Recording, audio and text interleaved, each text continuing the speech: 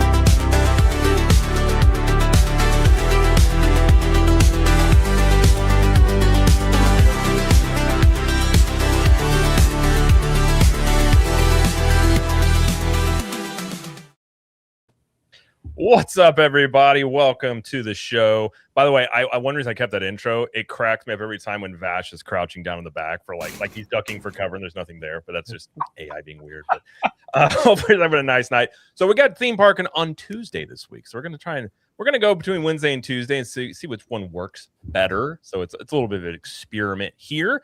But it is a nice Tuesday. And say hi to the chat here. We'll introduce everybody in the panel. We have some people waiting in here. We got John Make It Rain. We got Storybook Sorceress. We got Nicole Williams. What's up, Rogue Attraction? We also had Juliet with a £5. Am I right? Sterling pounds? 5 British pounds sterling. Thank you so much, Juliet. That was close. Thank you, Juliet. We got Sean Norani. We got Cassandra in here. Rudio, Jake. What's up, everybody? We got Fort Misery Gaming. Welcome everybody to the show, and as everybody comes in here, we'll introduce everybody here. We got Mr. Orange Grove 55 as always. Thank you for being here. And where can everybody find you out here on the wild webs? On the wild webs. No, it's an honor talking shop with you fine gentlemen. I want to thank everybody in the chat for taking time out of their Tuesday evening to hang out with us. But you can find me right here on YouTube, Orange Grove 55, talking a lot of theme parks, but we also do a lot of studio corporate talk. And this week, we got really some cool gaming stuff we're going to be discussing on OG55. So look out for that. But yeah, Orange Grove 55 on YouTube, also on Instagram, Orange Grove 55, and X, Orange Grove 55. Yes, sir. Yes, sir. What type of gaming are you guys going to be talking about? Because I've been as I'm getting my stuff fixed, I'm kind of slowly getting back into the gaming sphere, but I've been out of it for like 6 months. Fortnite, like Fortnite stuff. Ooh, okay. Nice. Yeah. See, Fortnite's one of those games you can just come back to it. Like I play with my daughter intermittently, and it's like it'll always get you back with like some sort of thing they have because they do a very good job with those collabs. Like when they bring in like Star Wars, or they bring in some sort of thing. I think they recently had He-Man. I think. Oh, did that? Looked pretty cool. But as always, we are of course as well joined by Mr. Vash Sky from the Vash Sky Parkcast. Vash, thank you for being here. And where can everybody find you? The best place to find me is going to be at Vash Sky Parkcast. My goodness gracious, we just passed 8,000. It's wild to me. It's absolutely crazy. I just checked it.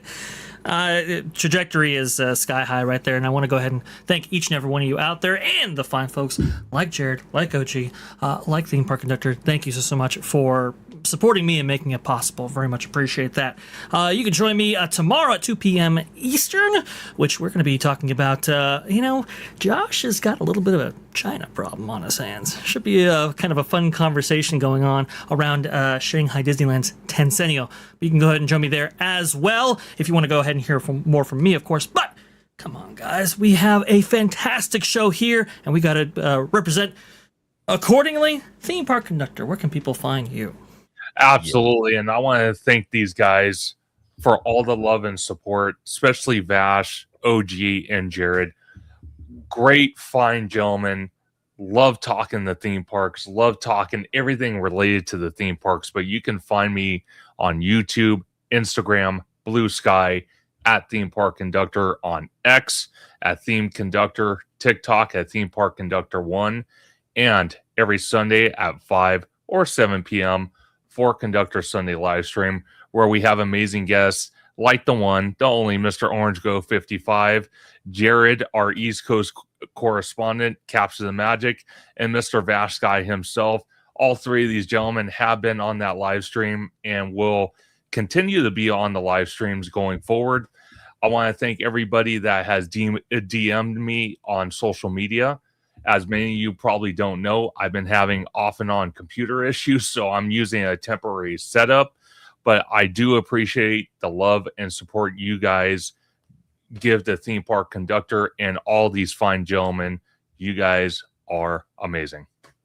Absolutely. And congrats again, Vash at 8. Yeah, we got conductor hitting 7,000, OGs climbing. I looked up the other day and I was almost at 20. I have honestly, you get to a point, I don't really check analytics that much, but I looked up, I'm close to 20, and I was like, oh, congrats. Okay. I don't know. It's just one of those things. Like they honestly, like, it's funny with the subs. It's like, it's a nice number, but like it literally doesn't do. I mean, it's a vanity thing. I even talked about somebody YouTube one time. They're like, yeah, it's good to have, but it's like, it doesn't necessarily like equal, I guess, clout, more or less, you could say. Yeah. I mean, and it's because you could have 1 million subscribers, right? But if only 5 people watch your content, that you might as well not have 1 million. So you have to have that balance where like you have the subs, but everyone's actively tuned into your content as well. That's the kind of balancing act, right? Yeah, that's why I like doing live stream, because like you make videos and you got comments, but like it's fun to just interact with the chat and like just get that. I don't know, you get more personality on live streams too. So I had a couple of them message me and they're just like, your demeanor in the live streams versus videos is different. I'm like, well, yeah, it kind of like how that goes a lot of times, but it is what it is though. But by the way, when's the last time you guys watched the Indiana Jones trilogy? I heard there's 2 other movies, but I only recognize 3. It's only really 3. Yeah. It's been about 2 or 3 years for me. I kind of did maybe like 2023. I did them again. So this might be a hot take. Me and my wife and I rewatched all 3 of them the last week or so. I gotta say, Temple of Doom is such a strange outlier in those 3 movies. Like as we're watching, it's like I can't stand the woman in it. Like she's terrible. Like all she does is like scream and yell. It starts off with this musical number. It's weird. Like I don't know. Like as we're watching this, like I almost don't. I mean, I get it. It's Indiana Jones. It still has its moments. I'm just like, this is weird. This is very. It was a dark time, George and Steven, they were both going through divorces at the time, right? I think Spielberg's dad had died around that time too, I had heard. Oh, okay. I didn't know that. But it was a dark time for those guys, right? And so that's why you have a lot of darker elements in that. There's some really great scenes, though. Like, I actually like the opening number. It's, like, really unique. Wow. The thing I really like, though, is... when she comes in there, Willie, right? She comes in there screaming into the room that they just got out of, right? Or Willie like undid the latch or whatever. That whole scene leading up to that moment, and then the release of hey, let's get out of here, kind of thing, and that is so well cut together. If you notice, the editing is like perfect on that scene. Like tension. John Williams' score is absolutely fantastic. Like so. There are good things about Temple of Doom, but you're kind of right. Like, in the trilogy, I kind of rank it last. Yeah, the tone is just, personally. I agree with you. It's like, I think if it probably in those movies, like, if you edit it differently, it's a different movie, maybe. It has really good moments, but then some of it, like, it's also strange that it was a prequel, but they didn't, like, openly say it was a prequel. So I can imagine in the 80s, if you're watching, you'd be like, well, when's this taking place? Because they introduced Short Round and you never see him again. Like, he's in that one movie and then he's just gone. You're like, what happened to Short Round? Like, maybe just got rid of him, I guess. But yeah, it's an interesting one. But man, The Last Crusade is so good. Thank you. Oh, so good. Like that movie so is. We finished it last night. It's just like, oh gosh, Sean Connery. It's perfect. It's a great movie. I amazing. Can watch that 5 times a day, easy. And by the way, I believe it was Friday, the 45th anniversary of the release of Raiders of the Lost Ark in the United States theaters. That's a pretty cool thing too. Yeah, absolutely. No, it's the other ones. There's moments in Crystal Skull where I'm just like, okay, but Dial of Destiny, I couldn't get. I think if you have to rank both of them, I think Crystal Skull is a lot better. Oh, I agree. Out of those 2, undoubtedly, yeah. I'm telling you right now, Dial of Destiny, I had to I couldn't even finish the movie all the way through. I stopped and played it multiple times throughout several days.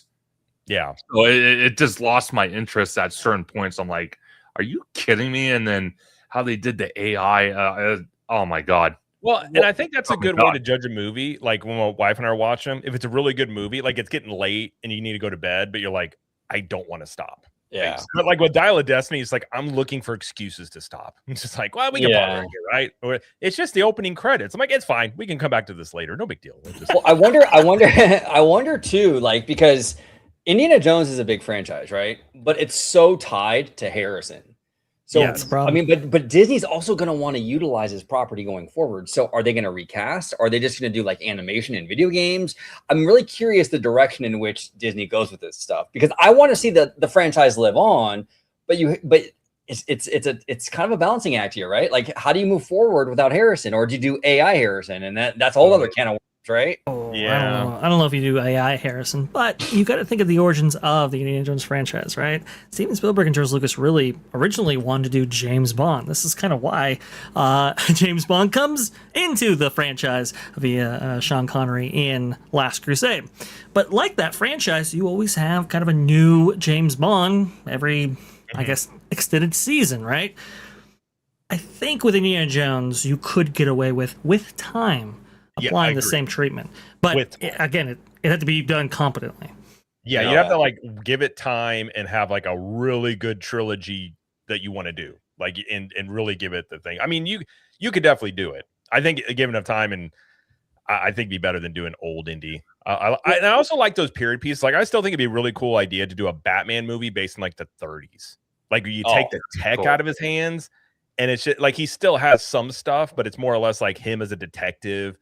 I think stuff. I love period pieces like that. I think that could be really cool if they did that, but we'll see. Yeah. I don't. Well, and the only issue too, though, is that James Bond has consistently had different actors playing that role.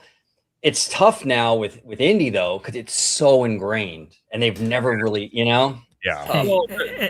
It's not easy. Not easy moving past Sean Connery, right? But at some point, you just take the time and you just go, okay, well, we're going to do something a little bit different. And you just see what the audience actually says, whether they accept it or not. I think if you had a competent creative team, you could do it. Yes. But I don't know if that exists right now. I think if they do decide to make another indie, I think Harrison Ford would be in it, but he would be more like the Sean Connery character of The Last Crusade. Like, he's in it, but he's not the main focal point. He's passing the baton. Because think about it. Crystal Skull, Shia LaBeouf was supposed to kind of take over. That's the storyline they were trying to lean into. Right. And there was that whole incident between him and Harrison. But I think if they did it with a different actor that is young enough that can handle the stress and the physical demand of the indie movies, I think they could do it. I think who would have been great if he didn't pass away was River Phoenix. Yes. He would have been, because he literally did look like young Indy. Like he would have been perfect to like carry that mantle. Yeah. But, that's well, by the way, we do have a 5 from Ill Magic here. Thank you, Ill Magic. And he says, "Sup guys, just got in the live. I still haven't played the indie game yet. Is it worth it? How much would you guys rate it out of 5? Have you guys played the indie game, the new one?" I haven't played it, but my good friend Mr. Webber has, and he loves it. So, and I trust him. He's a gamer, so he absolutely loved it. I think it's pretty solid. I finished most. I didn't finish it all the way. It's kind of weird because it's first person. I think it would have been better as a third person game. But the story in it's actually pretty cool. You walk around the Vatican. You got like Vatican secrets, and you go to the pyramids. Like the story in it is actually really cool. And the voice actor, I think it's Troy Baker, sounds just like Indy. Like it's kind of crazy how much he sounds like Harrison Ford. So I think it's a solid game. I'd say out of 5, I'd probably give it like a 4. I think it's fun to go in there and play it, especially if you're wanting more Indiana Jones. It's actually kind of a throwback and pretty enjoyable. Yeah. Now, John Make It Rain is asking Vash and I if we're sitting in an angle. I don't know. I'm just sitting in a chair, John. I don't really know. I don't know what you mean by that, but I'm just sitting in a chair. That's all I'm doing. I stand, so I don't sit, but I'm facing directly towards the teleprompter. So you guys are just gonna get a crotch view. but no, I'll friend of the channel, Lauren Connor. So obviously, if you know the Pro Network, you know the name. Obviously, big fan. Obviously, amazing resource when it comes to anything Lucasfilm or even LucasArts for that matter. And he was raving about it. So if an indie fan like that, they can win him over, I think it's kind of worth checking out. That's for sure. And OG, I believe you were going to say something before the super chat came in here. I didn't want to go ahead and derail your point. Remember what that was? I don't. That's okay. My bad. That is okay. No worries at all. That's how my brain goes. I remember things like a day later. I'm like, that was a good point I was going to make. And then it just left my brain. I feel like my thoughts in my brain come in and they sit there for like 2 seconds. They're like, okay, no, then go. And then they just leave. And you're just like, what? I didn't have time. Then it's just gone. But all right, let's get into our first topic we have this evening, which it's got the interwebs in a hubbub out there that I've seen. And that's the fact that Disney has made a change, at least at Disney World. Disney Springs is going to implement permanent bus and watercraft restrictions for non-resort guests starting next week. So they do this periodically during busy times where they restrict this. They did this recently. I think maybe around spring break, they had this. It was like a week and then they kind of let it go. There was some speculation there. Were they going to look at making this permanent? And it says here, starting June 28th, guests without a confirmed resort hotel stay, dining reservation, or experience reservation will not be allowed to utilize resort transportation at Disney Springs. This is a permanent policy change following prior testing of the restriction during peak times. Now, one thing I will add to this, I believe you can have I think this is pretty accurate. If you have a reservation at any resort, you are able to use the bus transportation. It doesn't have to be specifically the one you are trying to get on a bus to go to. I think now I'm curious what you guys think about this. Part of me thinks that one of the reasons this has kind of caught a lot of traction is people look at this as the entry point to more restrictions on transportation around Disney World property. What do you guys think about this? Oh, absolutely. Go ahead, OG. Oh, sorry, bro. No, I was just going to say, I think it's to incentivize like staying on property. I mean, if it's limited to resort guests, I mean, I think it's to incentivize that for sure. It's right. Go ahead, Vash. It's certainly the maintaining of the bubble, right? And we saw that open up just a little bit when Disney changed its policy regarding Magical Express. Right now, people are more incentivized to actually use Uber or alternative forms of transportation in order to get to, whether it be Walt Disney World or maybe another resort, right?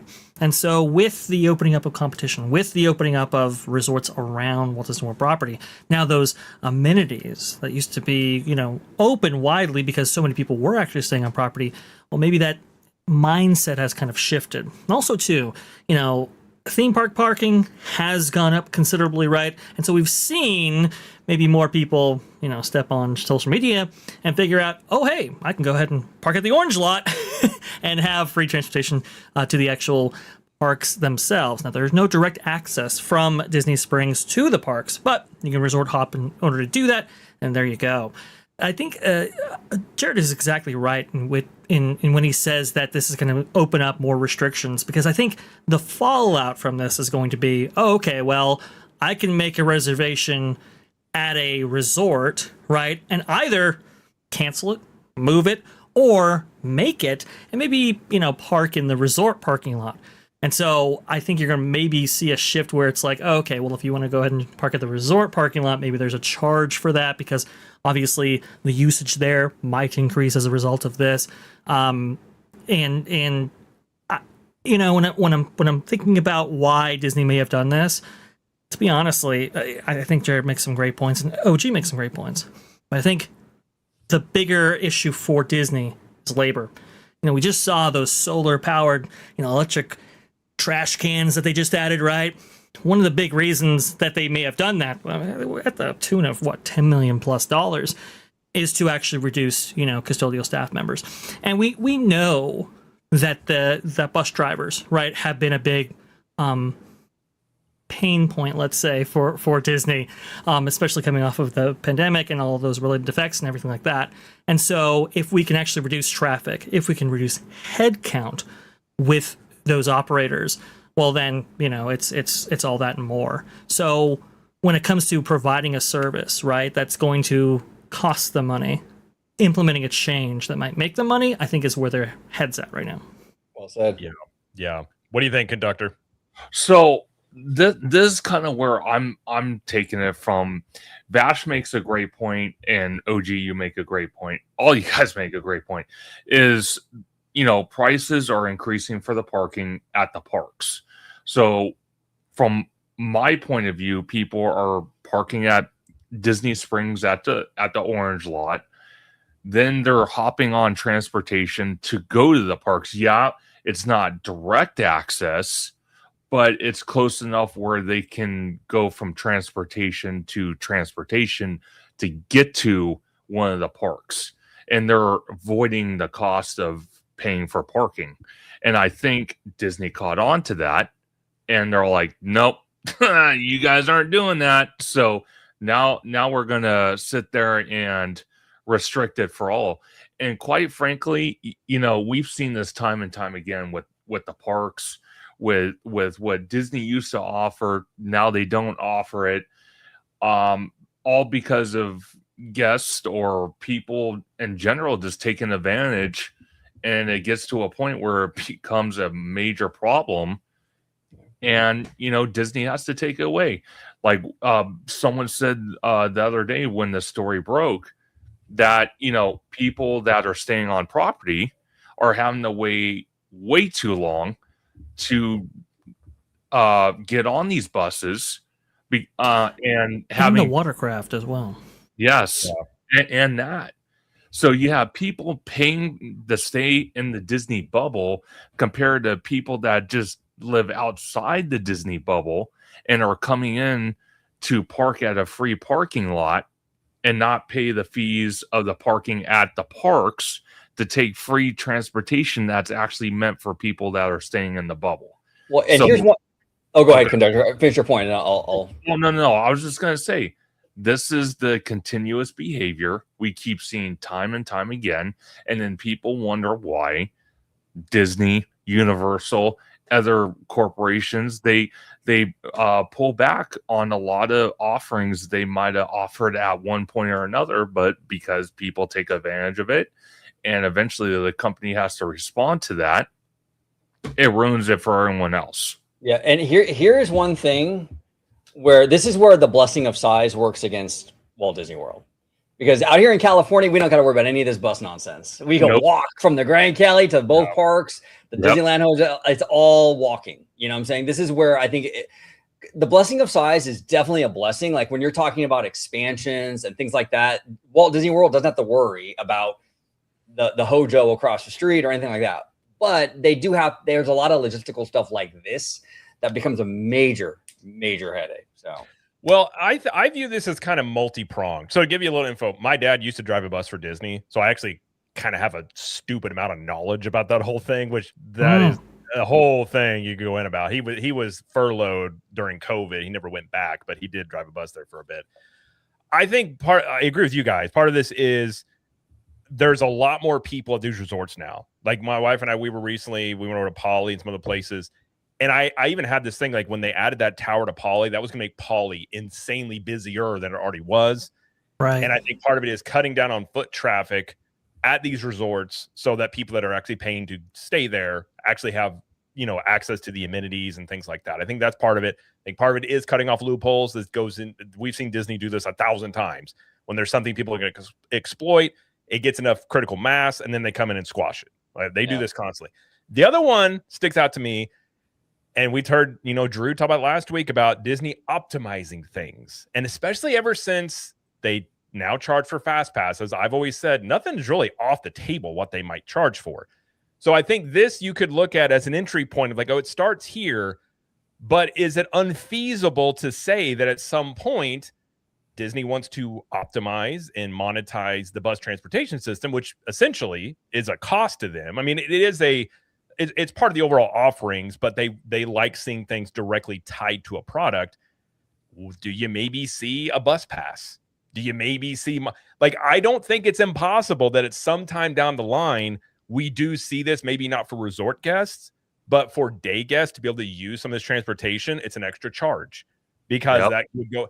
I think that's why a lot of people are kind of having the reaction they are having to this, because it really, if you look at it, like it's not a huge thing necessarily, especially if you're staying on property, but if like you're a local, that does impact the way that you're able to go around these places. And Disney has promoted or resort hopping before.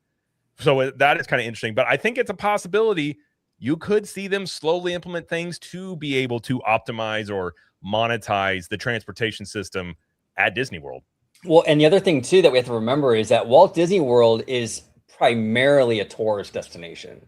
Mm-hmm. So Disney's probably looking at this going, the majority of people that come to Walt Disney World are usually staying at Disney properties and what have you. So this doesn't impact the vast majority of guests, right? Like the locals are a thing for sure. They have APs and everything else, but not to the degree like a Disneyland resort does. So Disney's really like catering to like the bread and butter, like the tourists who stay on property, and like they're catering to that because there isn't a huge locals market anyways. You know what I'm saying?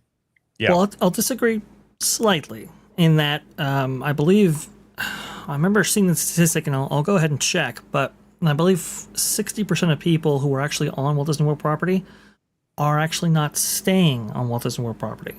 So that's kind of the different mix there. And I'm not saying that they're necessarily locals. I think locals only represent about 25%.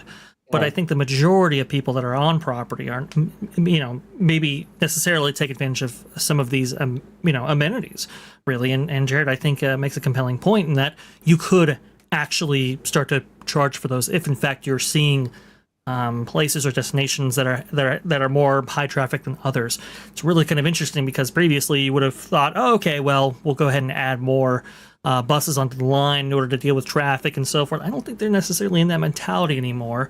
I think they're shifting it a little bit. And Jared makes a great point actually about the additions of these DVC locations, right? Because I've seen that, like, I think the Lake Shore Lodge, is that what it's called right there, and the Polynesian Tower, they don't really have amenities of their own. They're kind of relying on the amenities of their nearby resorts, that being the Polynesian and Fort Wilderness. And that's going to be causing a lot of additional traffic. I know people have been complaining about Captain Cook's, for example, at the Polynesian. Now that the tower is right next door, that's hundreds of more people that have to serve that destination that was only really intended for that resort and maybe, a little bit more. So, like, because of that, it's like, well, we got to cut down on that traffic.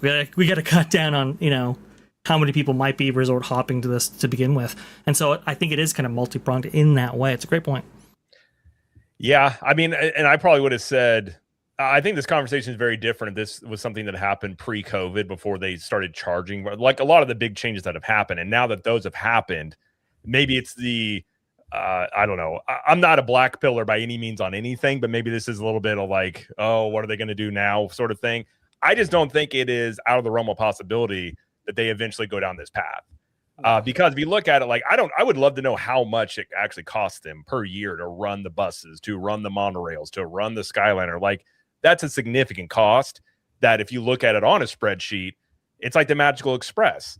Well, it's like, well, there's no direct ROI on this, even though it fits into the overall offering. And I think you can make a really good argument that when you're talking about Disney World, there's so many of the different ingredients, probably Disneyland as well, so many of the different ingredients that go into what make an experience there. You can't really nail down to a single thing, but I could totally see in a boardroom just looking at this cost and being like, well, is there a way that we could at least break even on this? And that's where this conversation starts. And maybe they don't go further. Maybe this is actually just to, reduce the amount of, I don't know if Disney would call it freeloader traffic, but whatever they would deem it as, of saying, well, these people, and I agree. I think Jacob, Georgie made a good point earlier that's saying like, well, don't these people buy, merchandise? They buy food. I think they do. I think most people probably do, but that doesn't necessarily, they wouldn't see that. And part of me wonders how much of this is spreadsheet management, how much of this is actually the a problem they see that they're trying to resolve in some way, or how much of this is, okay, let's start with step one, and it's a 5-step plan to get where you want to go. Kind of like we've seen with park prices. I've felt all along they have a price point they want to get to. I would love to know what that is. And you could say the same thing when they did, fast passes, charge for those. Now those are lightning lanes. Like, I think this is a pretty consistent pattern we've seen with Disney. And so I don't think it's conspiratorial to even remotely say, like, they might do this. Maybe it's free for if you're an AP hotel guest. Maybe if you just buy a day ticket, you got to buy an extra park or a bus pass or something, a transportation pass to be able to use it. Well, I'm going to say this, Jared. When you ask the question, how much Disney is spending on the monorail, on the Skyway, on the buses per year, I'm more curious, besides that, how much of that are they writing off? Because you would have to imagine they're writing a lot of that off. They're getting incentives to provide that transportation. They're not paying the 100% cost per year on that transportation. They're paying a significant amount, but I would have to think that they're getting some type of kickback somewhere and somehow. I'm sure in some way you could write a lot of that off on taxes, would be my guess. I'm not really sure. I don't know enough about that to know, but I would imagine maybe. Well, the reason why I bring it up is because when you look at the monorail system, we've all reported on it one time or another recently that the monorail system, at least out in Walt Disney World, is very old, and it's falling apart. There's issues with it. There's it costs a lot to sit there and expand it because you have to do special foundation work to put in new track, new supports. There's all these other things. You have to think about it. If Disney was not getting any type of kickback or tax write-off on transportation, especially with diesel for the buses, the electricity for the monorails, do you really think Disney would keep that stuff around and not cut it off? Well, that's a good question. Good question. I mean, it's kind of become a staple of Walt Disney World. Sure. And that's kind of the greater offering. By the way, I asked Grok just for a broad thing here. Its guess here is in the annual transportation cost for Walt Disney World. It's in the range of $150 to $400 million a year. Wow. Yeah, I think it would have to be, because the amount of buses that actually, go through each one of these resorts, each one of these distinct destinations, each one of the water parks and so forth, in order to facilitate that much traffic, which is, at any one time, it's going to be anywhere between 200,000, maybe even more people on property per day. You would need a significant amount of costs associated with the maintenance of those buses, the bus drivers themselves, the boats, the monorails, as conductor just beautifully pointed out right there, the new Skyliner now. I would think that there would be considerable costs associated with it, and they might just be looking at it like you said, Jared, where it's just like, okay, well, this is not going to be a loss leader for us anymore. And we're seeing, some shifts in mindset in other ways. Oh, gee, back me up here, right? Remember back in the day? Way back in the day, right? Remember the Esplanade? They used to actually have the fireworks music that used to play out there way back. Oh, yeah. Right? Now, they stopped it, right? Because you had so many people, annual pass holders, freeloaders, who knows, sitting in there and taking advantage of the fireworks viewing that you could actually see from the Esplanade over there at Disneyland Resort. Now, obviously it's no longer encouraged the same way that maybe it might be. But we're seeing, like, the Contemporary, for example. Jared, we covered that story where they're adding gates, right, to the fireworks viewing location. That's a mindset difference. It's a cultural difference, or at least the example of one that might be shifting here when it comes to Walt Disney World Resort. And it's not just happening at Disney. Even Universal's getting in on this game. I think a minor story came out, relatively minor, suggesting that the kind of free parking option, right, that used to be after midnight for special events at, like, Halloween Horror Nights, for example, at Universal Studios Florida, right? There was like I guess you could get in for free. Right. Without having to pay the parking fee after a certain point. I believe that point was midnight. Now that's changing recently. And so you're seeing some of these loopholes, as they call them, start, being taken away. As I think Disney, Universal, and others, these theme park proprietors become more mindful about the costs that it takes to actually run their destinations. It's a really good point. Actually, I thought of that from when we talked about that with the Contemporary, and we had basically said how they're probably going to start going in here and shoring up all these, maybe they call them revenue gaps, where it's like, oh, we haven't monetized this. Let's monetize this. Let's do a party up here. Let's do this. By the way, I did ask Rock as well, if Disney charged for bus transportation, how much might they charge to basically break even on that cost? And they said realistic price point, this would be anywhere from $5 to $12 per person per day. Yeah. Well, I don't think it's unfeasible if they came out and said it's going to cost you $5 per person per day as part of a vacation package to use the buses. 100%. I think the only reason why they might not have yet is only because they don't have really a hub or someplace to, monetize that effectively, right? Or to get a ticket or whatever. Go ahead, Jared. Sorry. Yeah. Well, I was just going to say, and this is what drives me kind of crazy about these big corporations. You could just make this part of like the customer doesn't have to know. It's like a resort fee. You don't have to tell me. Just build it into the price. Internally, they're like, yeah, we're charging $10 per person for the bus transportation. That simplifies it, and nobody ever knows the difference. When you start piecing this stuff out because you want it to show up as a revenue stream, I think that's where this starts, especially, and we'll talk about this later, the wait times of both Disney and Universal are really low right now. And the summers have been a struggle point for these parks ever since COVID. Do they really start really trying to find more revenue? Because if they're worried about the attendance coming in, they don't want to show down quarters. You might see both of these places really start doing this, because the last thing that neither one of them want is to show a down quarter.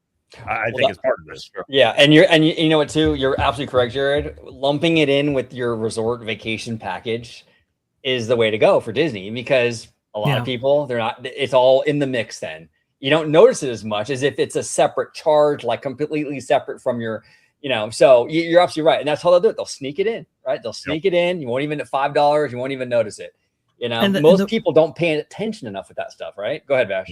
You see, and here's the thing. I think this was baked into the price. We just maybe didn't see it, right? And so if it's a separate line item, now obviously that takes additional precedent. And it's something that, when you look at it, it's like, okay, well, yeah, this was factored into the price. But should the 40% be subsidizing the 60%? Right. And so it's like, okay, well, now we're going to have a cutoff, and maybe we actually add a charge onto the bill or the stay of anybody actually staying at Walt Disney World Resort, which mandates that we have to actually enforce, basically Magic Band only exclusive access for these transportation options. You don't want to end up like a maybe what do they call those guys? Those like in New York City, for example, the subways, how they jump the lane right there. Jumpers. Right. You don't want that to happen. So you're going to need a certain level of enforcement in order to ensure that you can actually do that effectively. I don't know what that actually looks like, but to your point, OG, Jared, I think we're kind of moving down this line here. I think we're moving in this direction slowly, and this might be the first stop in a multi-point plan, which it kind of has to be, because I think there will be effects from this, like an increase in resort parking, for example, that will be a consequence of this.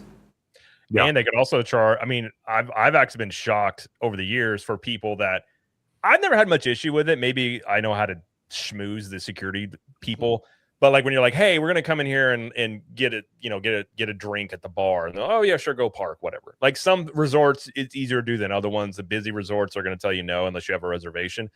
I wouldn't be shocked either if at some point you can do that, but you're gonna have to pay $5 to park, or some minimal fee to park at these places to do that.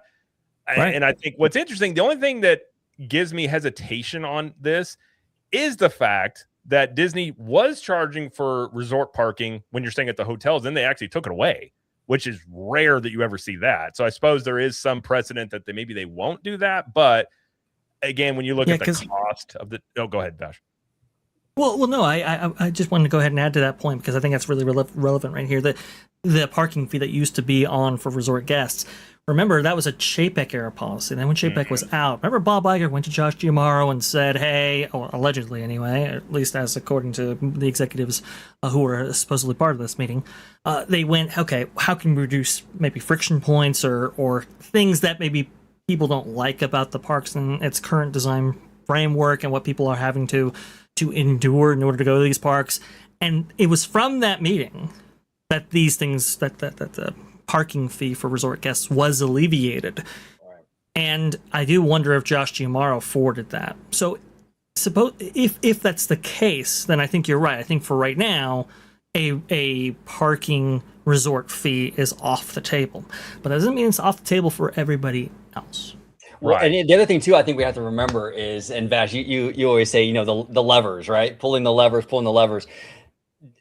You kind of shown with your point there, which is, I completely agree that Disney will adjust based on the situation on the ground, right? So if they feel they're getting a pullback from the guests, or they feel like they're not making as much money as they were, pre-lever, they'll pull another lever and adjust it. So none of this stuff that we see, like these charges or whatever, are ever 100% permanent, because we've seen over time they have reverse stuff. So they're going to play with it, and they're going to see what works and what doesn't. And if it doesn't work, they'll go back to the old way. If it does work, they'll keep it. So yeah, that's true. True.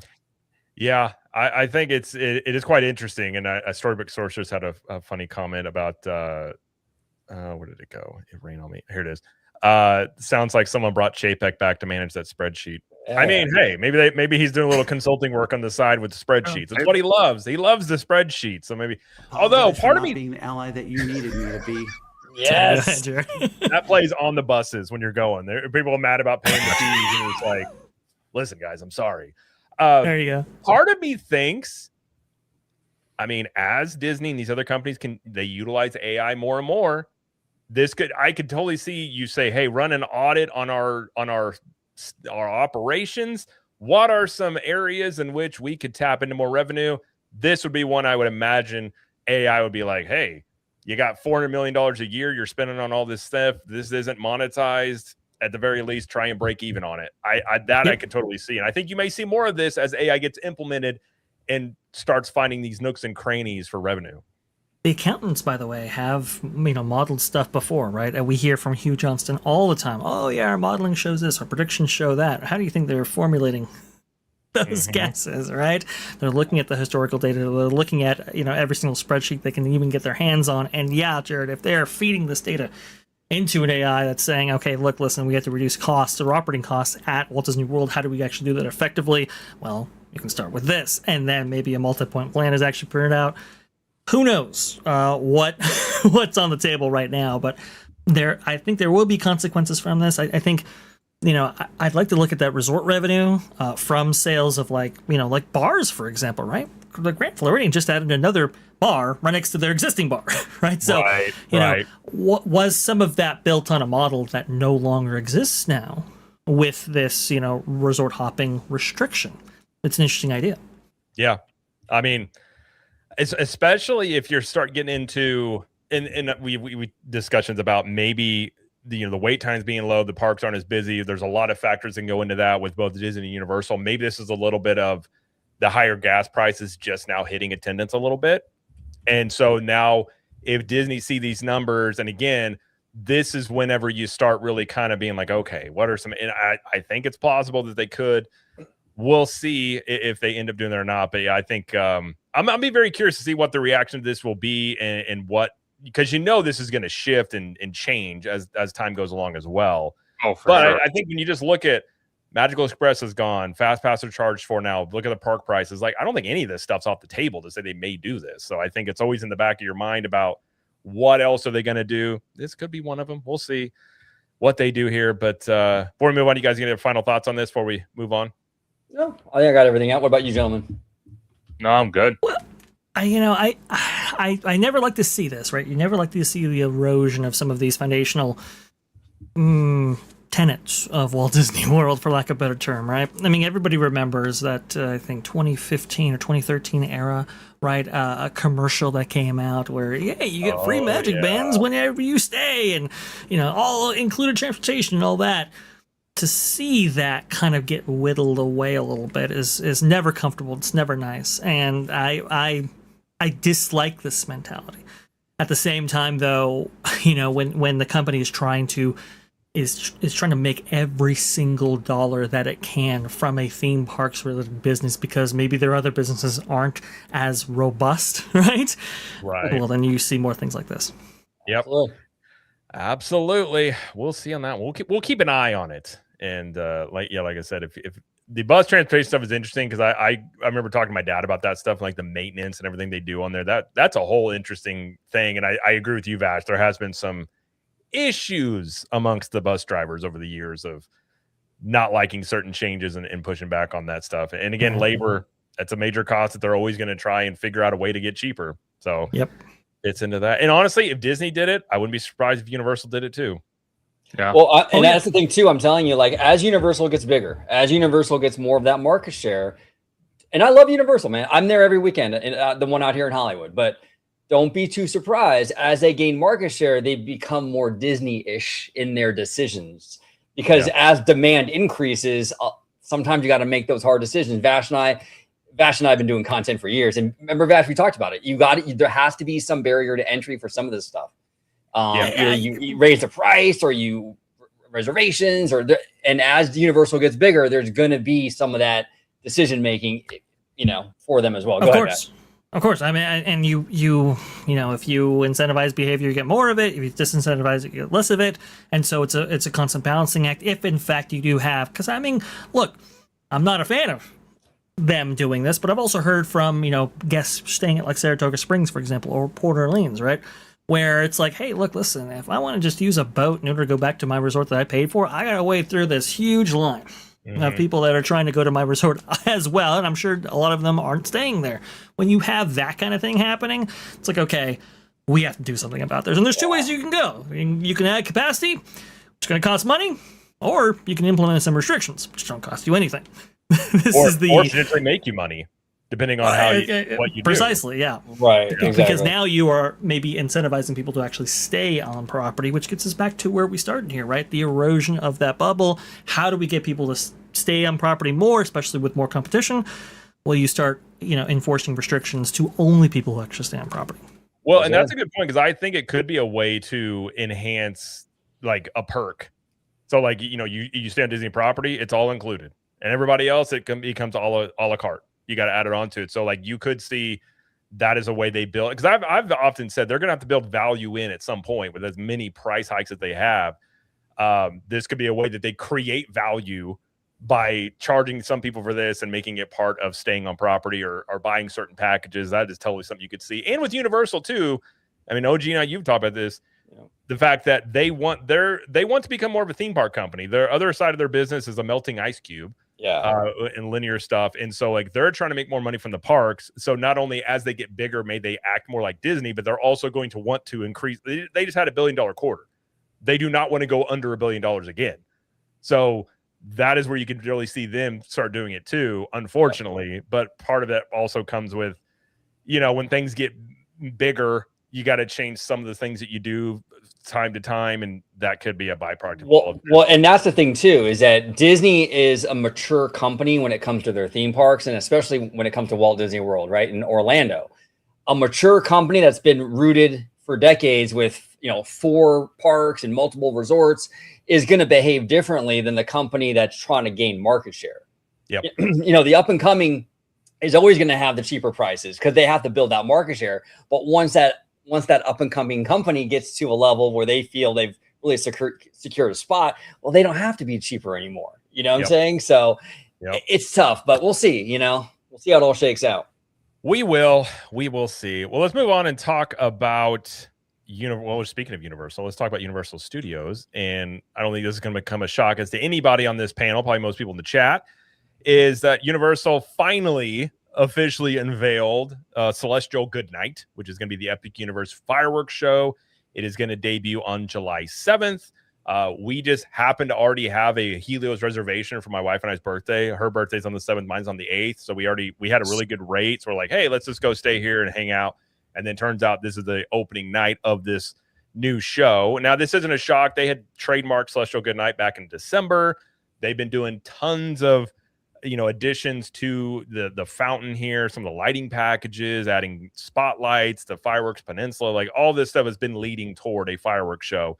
It starts July 7th.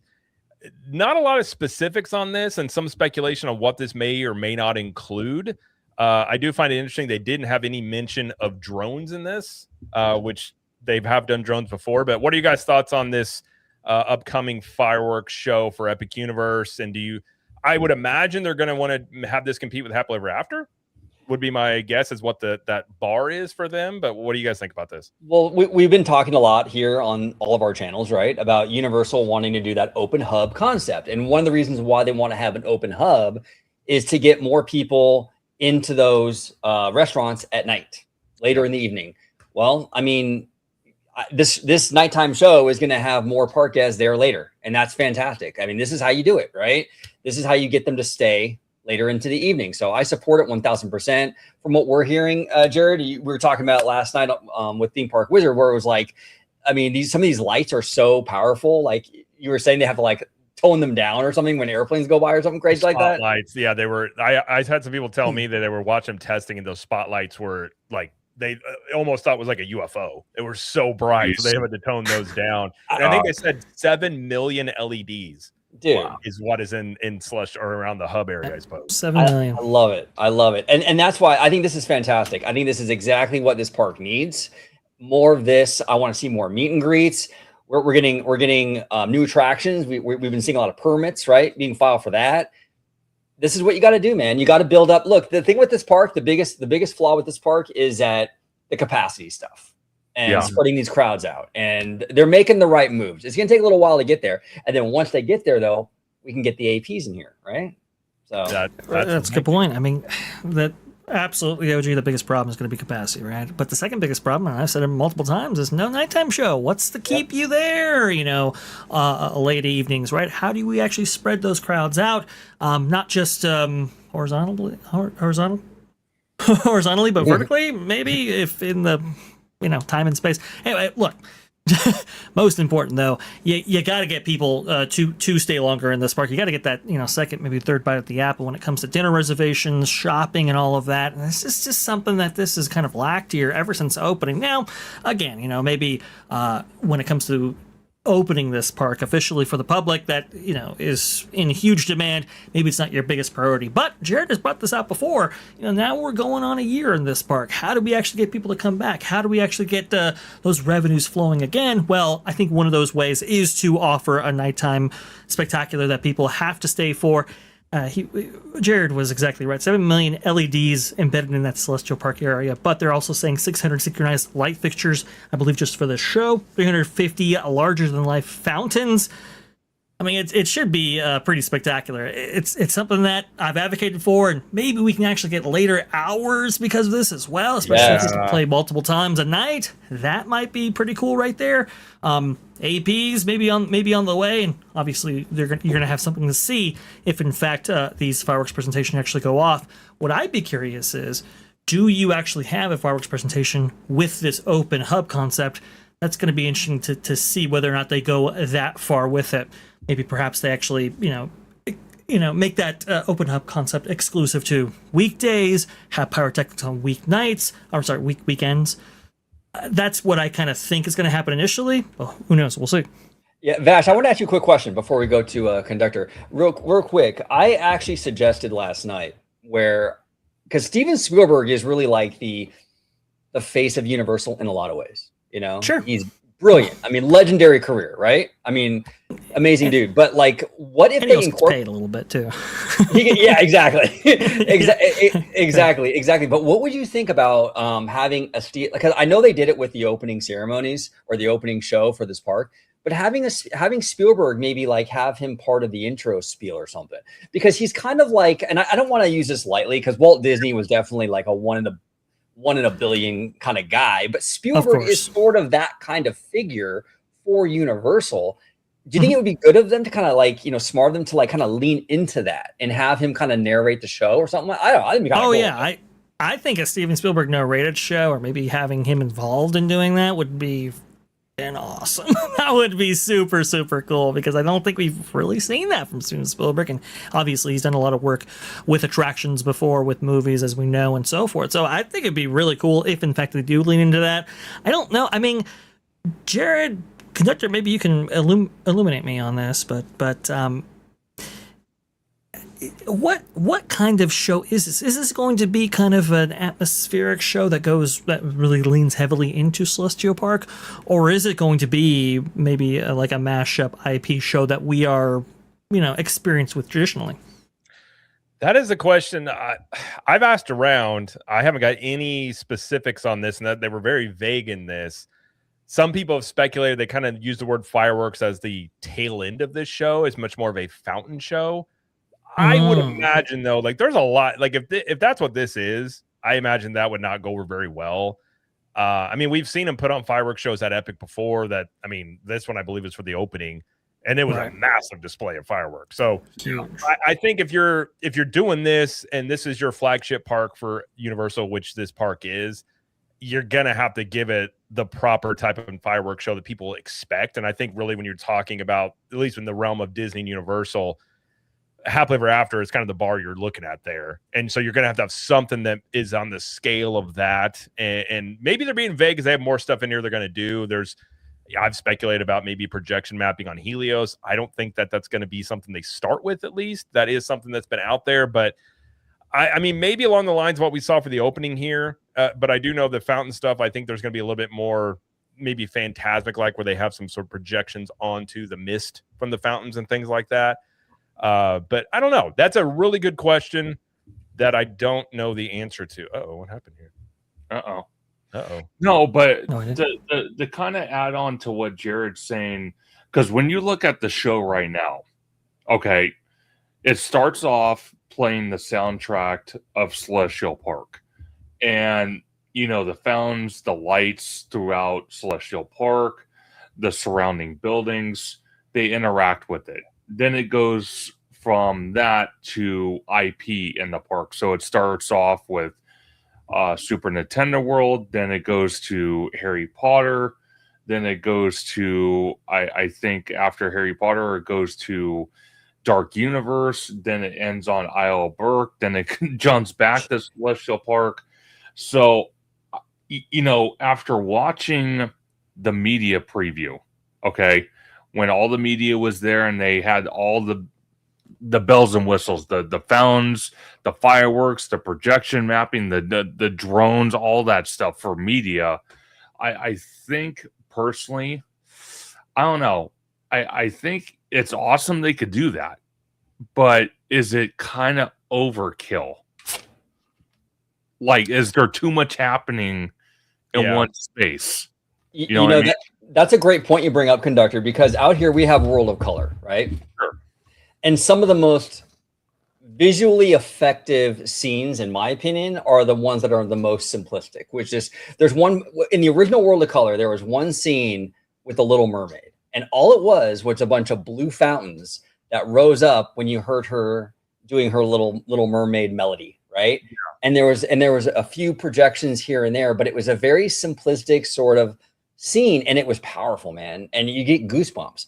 But then you have other shows, like other World of Color variations, where they're throwing everything at you, including the kitchen sink. They got lasers and this, that, and the other, and it's like you don't even know where to look, and it kind of loses its impact. There's a lot of noise, and it doesn't really make that oomph. You know what I'm saying?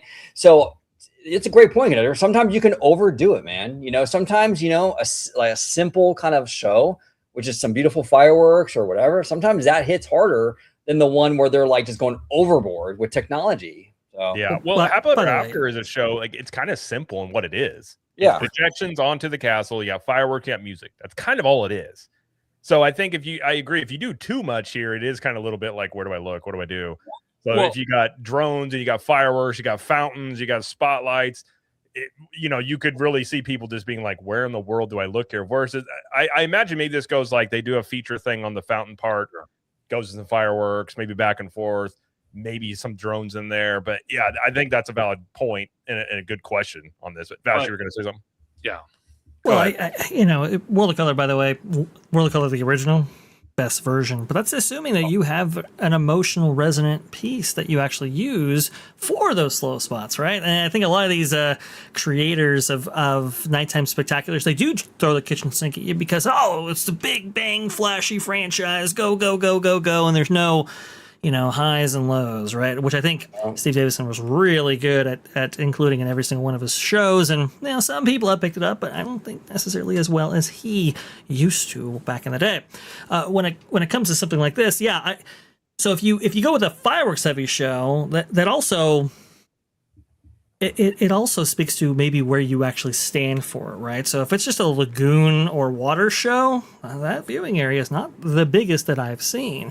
But if it's more of a fireworks show, now people may be spread out a little bit right there. So I think that's going to be an operational thing too that maybe Universal discovers when actually doing this. And if something's not as compelling, right? If people don't actually stay for it, then obviously you're not necessarily doing. The point of a nighttime show is to get people to stay. If they're not staying for the show, which, by the way, we actually saw with Harmonious, right? That's why we got Luminous, because people weren't, and they had to switch course. They had to switch tack right there. So again, it's great to see a show if it's underwhelming, or maybe there's some operational issues connecting to it. I got to find out real fast. Well, Vash, I also want to bring up too, because you and I both know how amazing Wondrous Journeys is as a fireworks show. I mean, this show is, Jared, this show is a masterclass. I'm telling you, they brought it out for Disney's 100th, and it's 100 years of Disney animation. And the pacing in this show, the end scene, I'm not going to ruin it. Check it out on YouTube. Yes. One of the best fireworks shows I think Disney has ever done worldwide. Would you agree, Vash?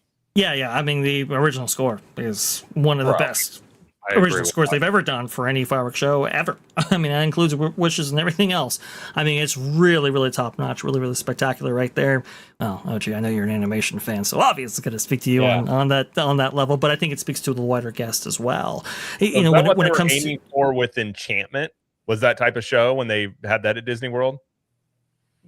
I don't know what they were doing with Enchantment. Maybe. Possibly. It's just, that one was so weird. But yeah, they did kind of do like an animation heavy thing right there. And it just, I don't know. It didn't really have a central theme or whatever, or thesis that you could really connect with. I think the guys who actually did Wondrous, they really kind of leaned into the animated aspect right there, and they actually have a story that actually goes with it. And I don't know if people necessarily pick up the subtext there, but subconsciously maybe you do, and it works really, really well. I'd like to see Epic Universe go a little bit more of that emotional route, because I think you can, right? I think there are aspects of Harry Potter in which you can do that. There are aspects in like E.T., for example, that you can do that, right? And so forth. A celebration of the park, though, if you're going with like the media show that they did, interesting idea as well. Yeah. I think if you want to hit the emotional beat, you get Michael Bolton and you get Kenny G. And if they're playing that song, it's done. It still drives me nuts. They play it in Happily Ever After, but the Going the Distance, that is a Michael Bolton banger. And the fact that they don't use Michael Bolton, every time I hear it, it just makes me so mad. And Michael Bolton and Kenny G did one song together. And I think when they did that song, everyone went, it's too much. You guys can't do this again because people can't handle it. And so if you bring them in here, no one's going to have a dry eye. They're going to be like, that was the most beautiful show I've ever seen in my entire life. And if you have Michael Bolton's glorious hair on Helios, best show I've ever seen. Now you're talking about Michael Bolton. He was in Office Space, right? Have you guys seen Office? And he listen. I mean, I love that movie, but he was degrading the great name of Michael Bolton in that movie. But he was in that movie. I forgot about that. He was. Yeah, well, we haven't really seen a custom score, I think, with any Universal production. It'd be kind of interesting to see them get into that game a little bit with this. And maybe they are. Maybe saying Universal Celestial Goodnight is kind of one of those like, hey, this is going to be a little bit more original than we've ever done before, possibly. Yeah, and Sensational is a pretty good show for what it is, but they do rely on soundtracks for that. So it's like you're using nostalgic music as part of that Exactly. show, which I think does work. But yeah, I agree. I kind of think what you might see in terms of if you tie in the open celestial park concept with this, I kind of feel like they're going to premiere this, see how this does with the food reservations and things. And if that doesn't quite get people to stick in here like they want, then maybe you see them introduce that open celestial park concept, at least like to APs, Right. maybe to hotel guests. Like I think you might see this in phases because I do think that is something that they're going to do. You don't do all that facial recognition scanners in those portals to just do it for no reason. Exactly. So Yeah. I think this may be the timeline here. And if enough people stay here every night, maybe you see extended hours. That was the rumor with this. You could see extended hours. That would be great for this. But I kind of feel like they're going to take multiple approaches. But I still think on some level, an open celestial park happens. Maybe it's only on the weekends too. Like it doesn't necessarily have to be every night. I think you see it on some level because the weekends have been pretty lower compared to the rest of the week, at least on Epic so far. Yeah. Now, conductor, you saw Wondrous Journeys? I did. What did you think about it? I'm just kind of curious. I agree with you and Vash. One of the best shows ever. Camera does not do it justice. In person, Bro. 100% phenomenal. Like, I mean, I was blown away. And as a grown man, I did have a tear in my eye. There you go. Phenomenal. Hey, conductor, I'll tell you this. It moved me so much. It made my hair stand up. It was crazy. And it hasn't come down since. So Exactly.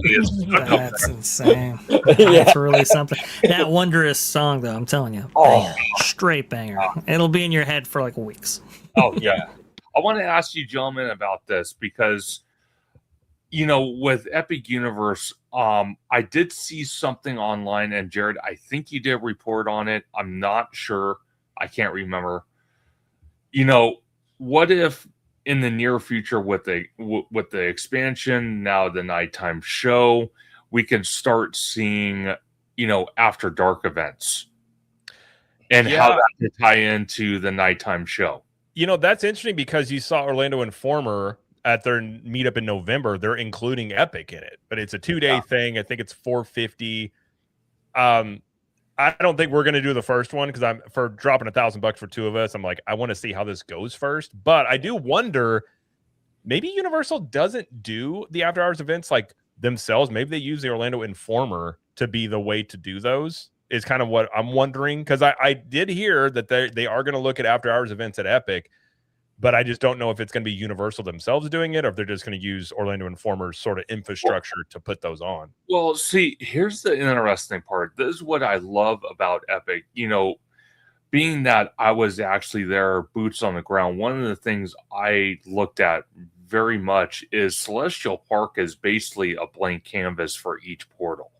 Yeah. And as they could incorporate after dark events, you know, Celestial Park becomes that, you know, extended land of whatever portal they're celebrating. It could be Harry Potter, it could be Dark Universe, it could be How You Train Your Dragon, it could be, you know, Super Nintendo, it could be any of those.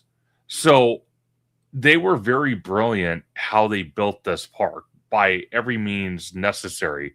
So that's why I'm thinking they are going to do an after dark, or they're going to start doing after dark events. I think the catalyst is going to be seeing how the Orlando Informer does. Once that happens, once we see a little more expansion with Harry Potter, with Dark Universe, according to the permits, I think going forward, you know, we're going to see a lot more. APs are going to be included on that. And, you know, I think a lot of the fireworks celebration, the projections, the fountains, I think there's going to be more shows to come. You know what I mean? Yeah. No, I think you're probably right. And I think just like we were talking about Disney, I think you're going to see them do a lot more stuff with Epic to try and keep those revenues up.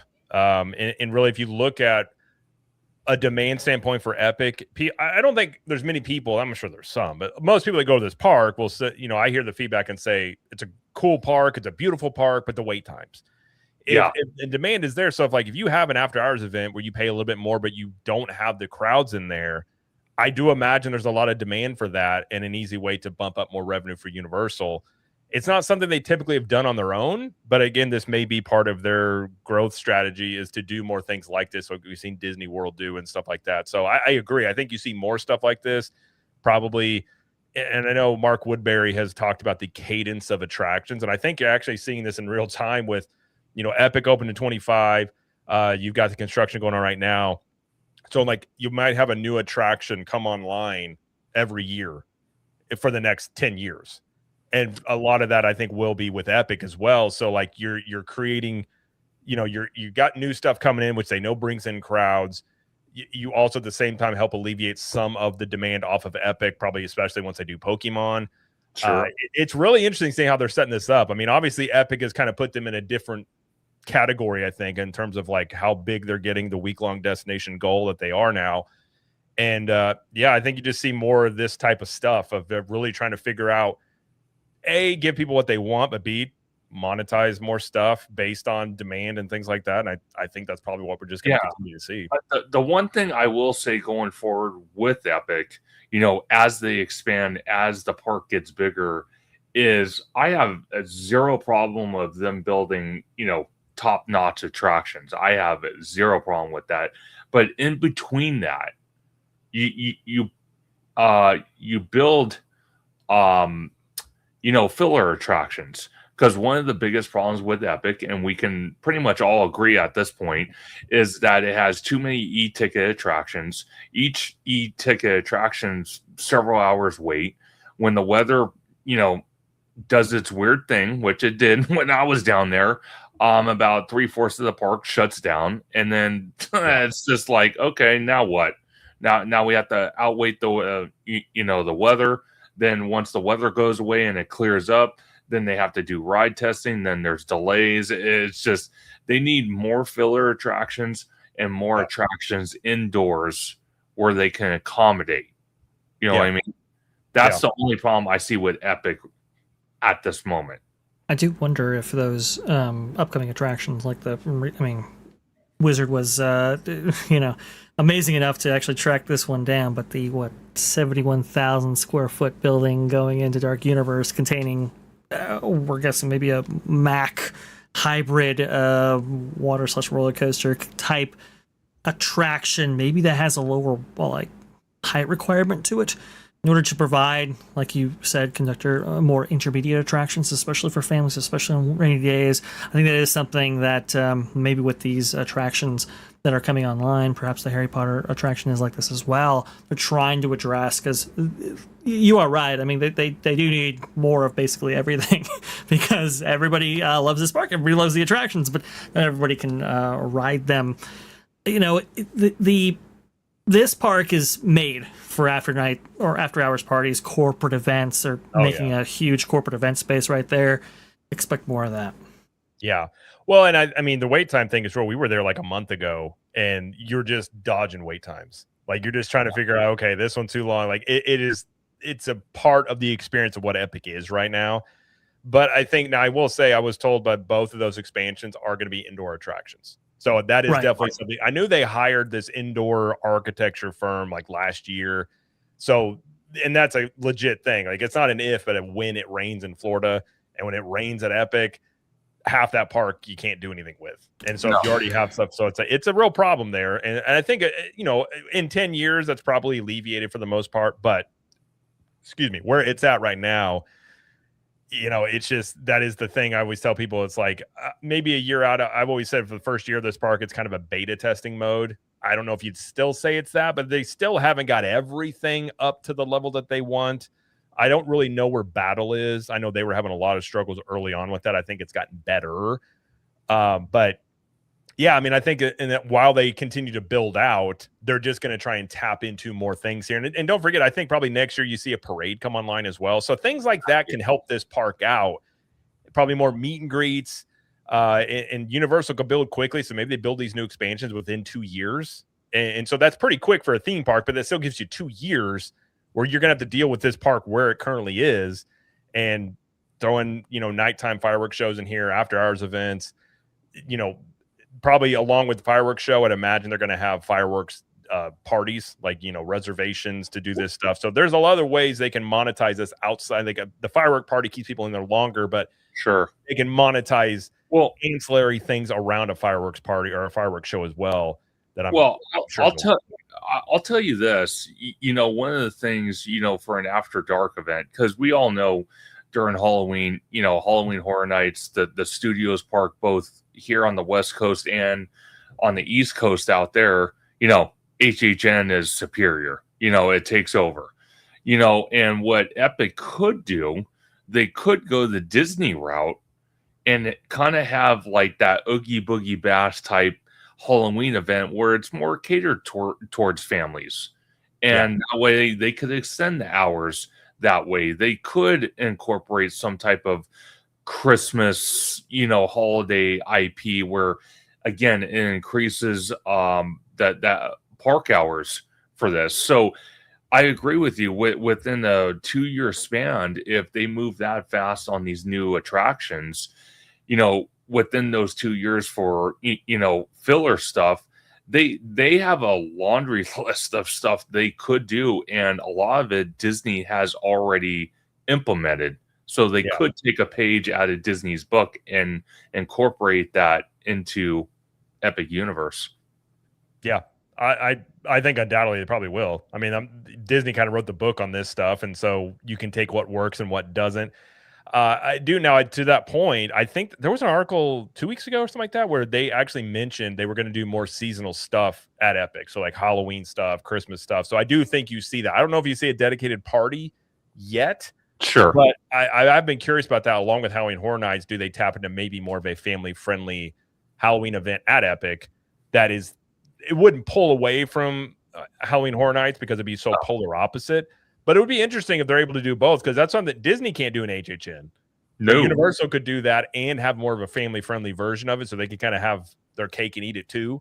Well, exactly, because one of the things I look at, and maybe I'm just speaking more on the West Coast, but I would imagine for the East Coast, you know, I'm sure the studios park out there for Halloween Horror Nights, you know, they go a lot more edgy. But think about it. If you have more like that Oogie Boogie Bash type celebration at Epic for the families, for the kids, but then at the studios park, you get a lot more edgier and a lot more kind of, you know, on the tip of your seat type spookiness. I think that would just, you know, open the book and shut it on Disney, because you're right, Disney can't do that. What besides, you know, Magic Kingdom, what other park their, you know, other parks have they had a holiday celebration where they can even come close to Universal? The only one they do, Magic Kingdom, and they do Hollywood Studios has Jollywood Nights. Okay, well, yeah, but that's Christmas though, right? Yeah, that's, you can throw Christmas in anything, right? You know, it's kind of hard to throw Halloween in Epcot. It's like, how are you going to do that? You know what I mean? Yeah. This is also the, you know, I think this is the same park, and Jared, you might remember this story from a few months ago, how they were trying to maybe get a parade building actually built for Epic Universe at one point. Assuming that was accurate and true, that means that this is the other park that could maybe host a parade like Universal Studios Florida currently can, and maybe that's another offering that you could actually have here with parties, holiday parties, and all of that.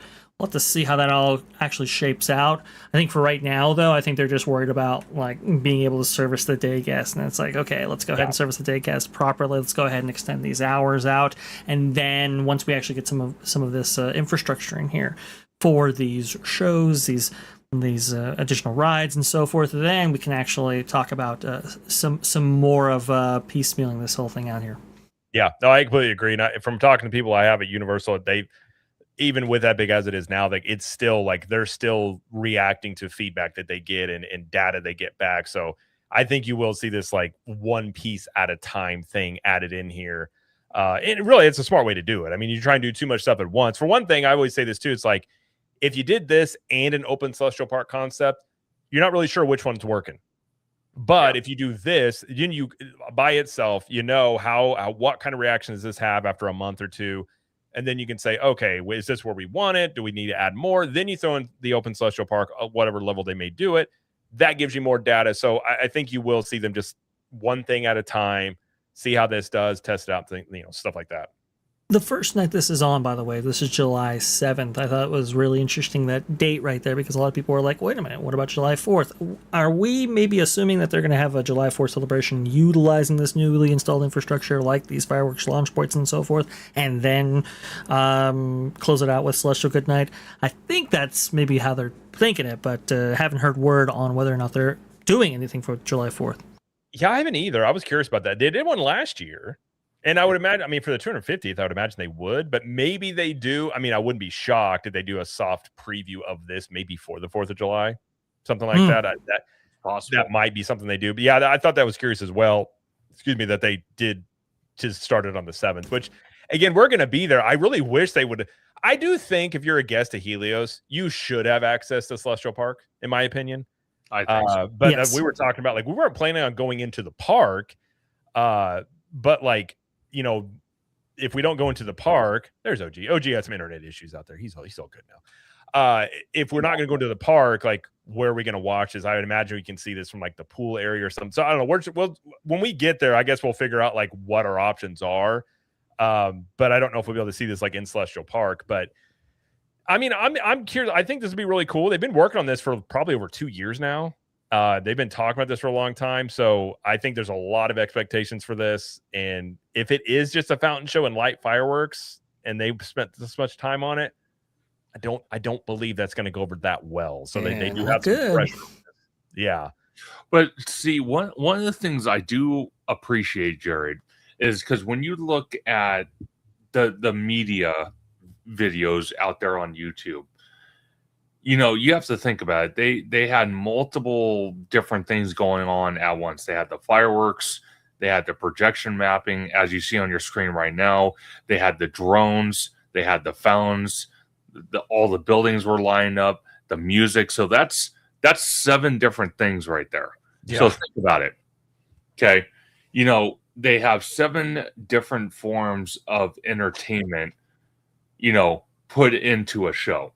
So let's say, a couple of the infrastructure things, like maybe fireworks due to weather, maybe it's the drones, maybe it's the projection mapping on the Helios. They still have other options to make the show, significant enough where it's still entertaining compared to, for example, Disneyland.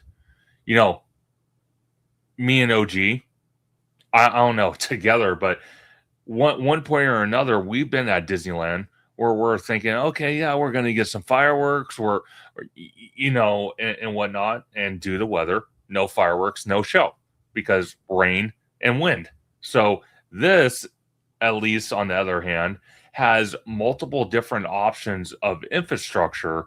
So regardless, they could still have a show, but maybe not have all 7 present at once. That's a good point.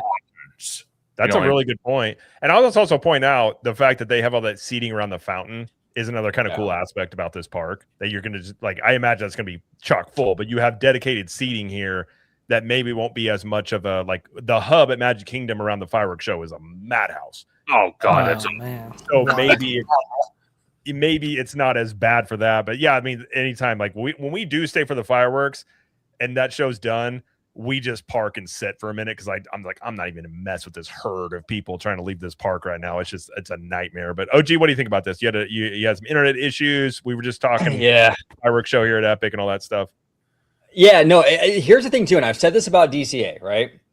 The biggest hurdle for any new park is getting that park built in the first place. Putting that infrastructure in place and getting that park built in the first place. So Universal has overcome the biggest obstacle. They got this thing built, right? And it's off to a very strong start.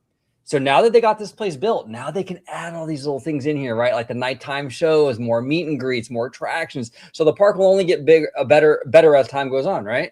Mm-hmm. So, they're off to a fantastic start. They're going to do this nighttime show. You know, maybe they'll add some other stuff too in this park to kind of flesh it out. But I don't know. I'm excited about it, and I think that this is exactly what Universal needs to really compete with Disney. I will say this: I think Universal, when it comes to attractions, they're like, you know what I'm saying? Like they're giving Disney a run for their money. I will say I find that the entertainment, though, nighttime spectaculars, parades, things like that, I think Universal, that's where they're a little weaker. And I think there is a little bit of room for growth there. So if they can do a killer show, dude, and just knock it out of the park, no pun intended, then they're on to a great start, because that is a little bit weaker. I mean, the attractions, they're crushing it, right?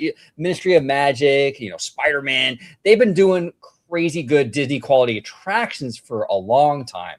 Entertainment, not as much. So if they can step that up, dude, they're hanging with the big boys then, you know?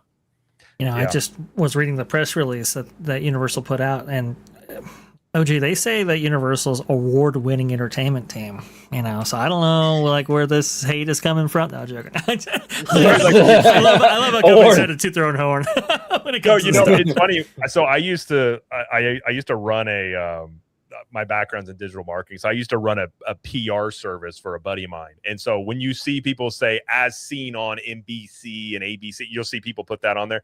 The reason they can do that is because they buy a PR like little blast, and then it gets run on all these affiliate ABC, NBC, CBS websites, and that is why they say that. So technically, you can just put that out there for like $50, and you too can be somebody that Vash Sky, as seen on NBC and AB. You know, that's what they do. But it is kind of funny when they do say that, like award-winning for what? But no, I agree with your point, OG. Like, this is kind of the next natural progression for Universal. Like, they've never done a nightly show like this. And so it's kind of one of their first big tests here. I mean, I would agree, the first big test is getting this park open. And obviously it's been successful for Universal, but then these ancillary things here, these are things that people come to expect. If you want to be a big boy destination, a nighttime show is kind of a must. And so you got to nail that along with other stuff like that. So this is a test. And if they don't nail it, that's going to be really curious. Is like, do they take the feedback? Do they make adjustments? Like how this goes? But surely they understand the assignment here of what people are going to expect from this. From this, you know, you tout all the time. You got this high-tech park, this brand new park, all this stuff.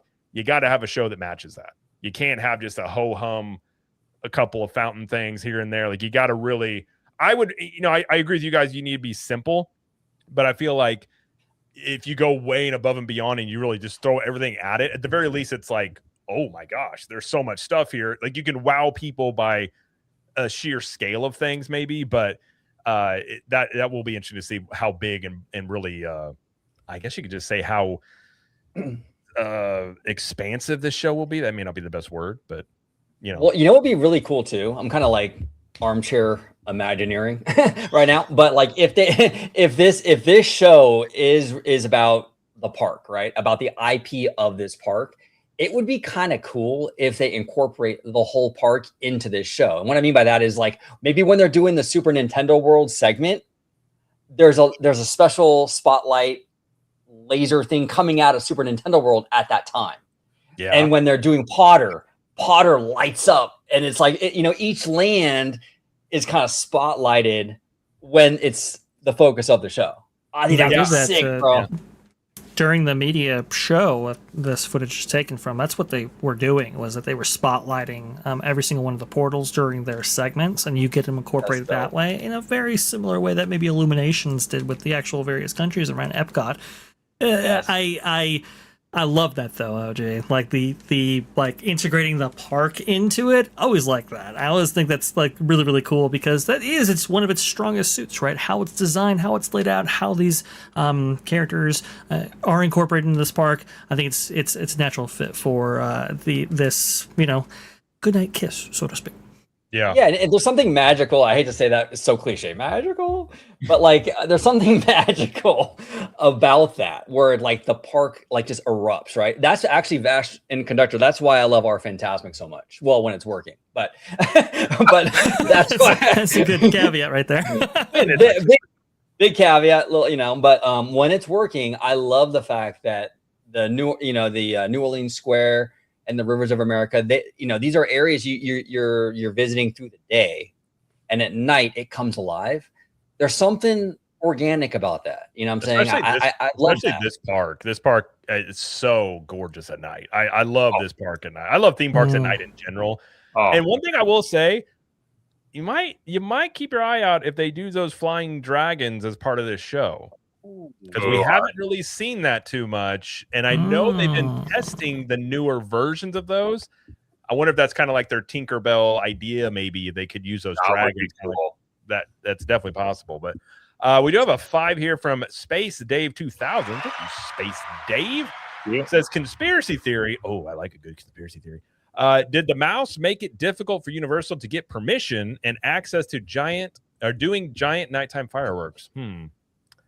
I mean, it's not really up to Disney though, right? I mean, it's up to. Well, I guess they could just buy up all the fireworks, maybe. But yeah, they are the biggest purchasers of fireworks annually, I do believe, or at least that was the stat they used to tout some years ago. Because of that demand as put on by Disney, perhaps that makes it a little bit more difficult, right, for other proprietors to get into it, just because they're buying so much of them. So, maybe you can look at it that way, but like OG said, it's not really up to them to make it harder. I mean, they go to a lot of Chinese factories for these, so it's up to them. Right. I said the whole time, either Universal's preparing a nighttime fireworks show, or they're invading a country. Because I don't know why else you would just accumulate all this pyrotechnics. And it's like, actually, we're invading this evening. It's like, oh, okay, never mind. But no, like I said, I'll be there on the ground. I'll try and get some good footage of this and see what it's like. And I hope it's great. I really do.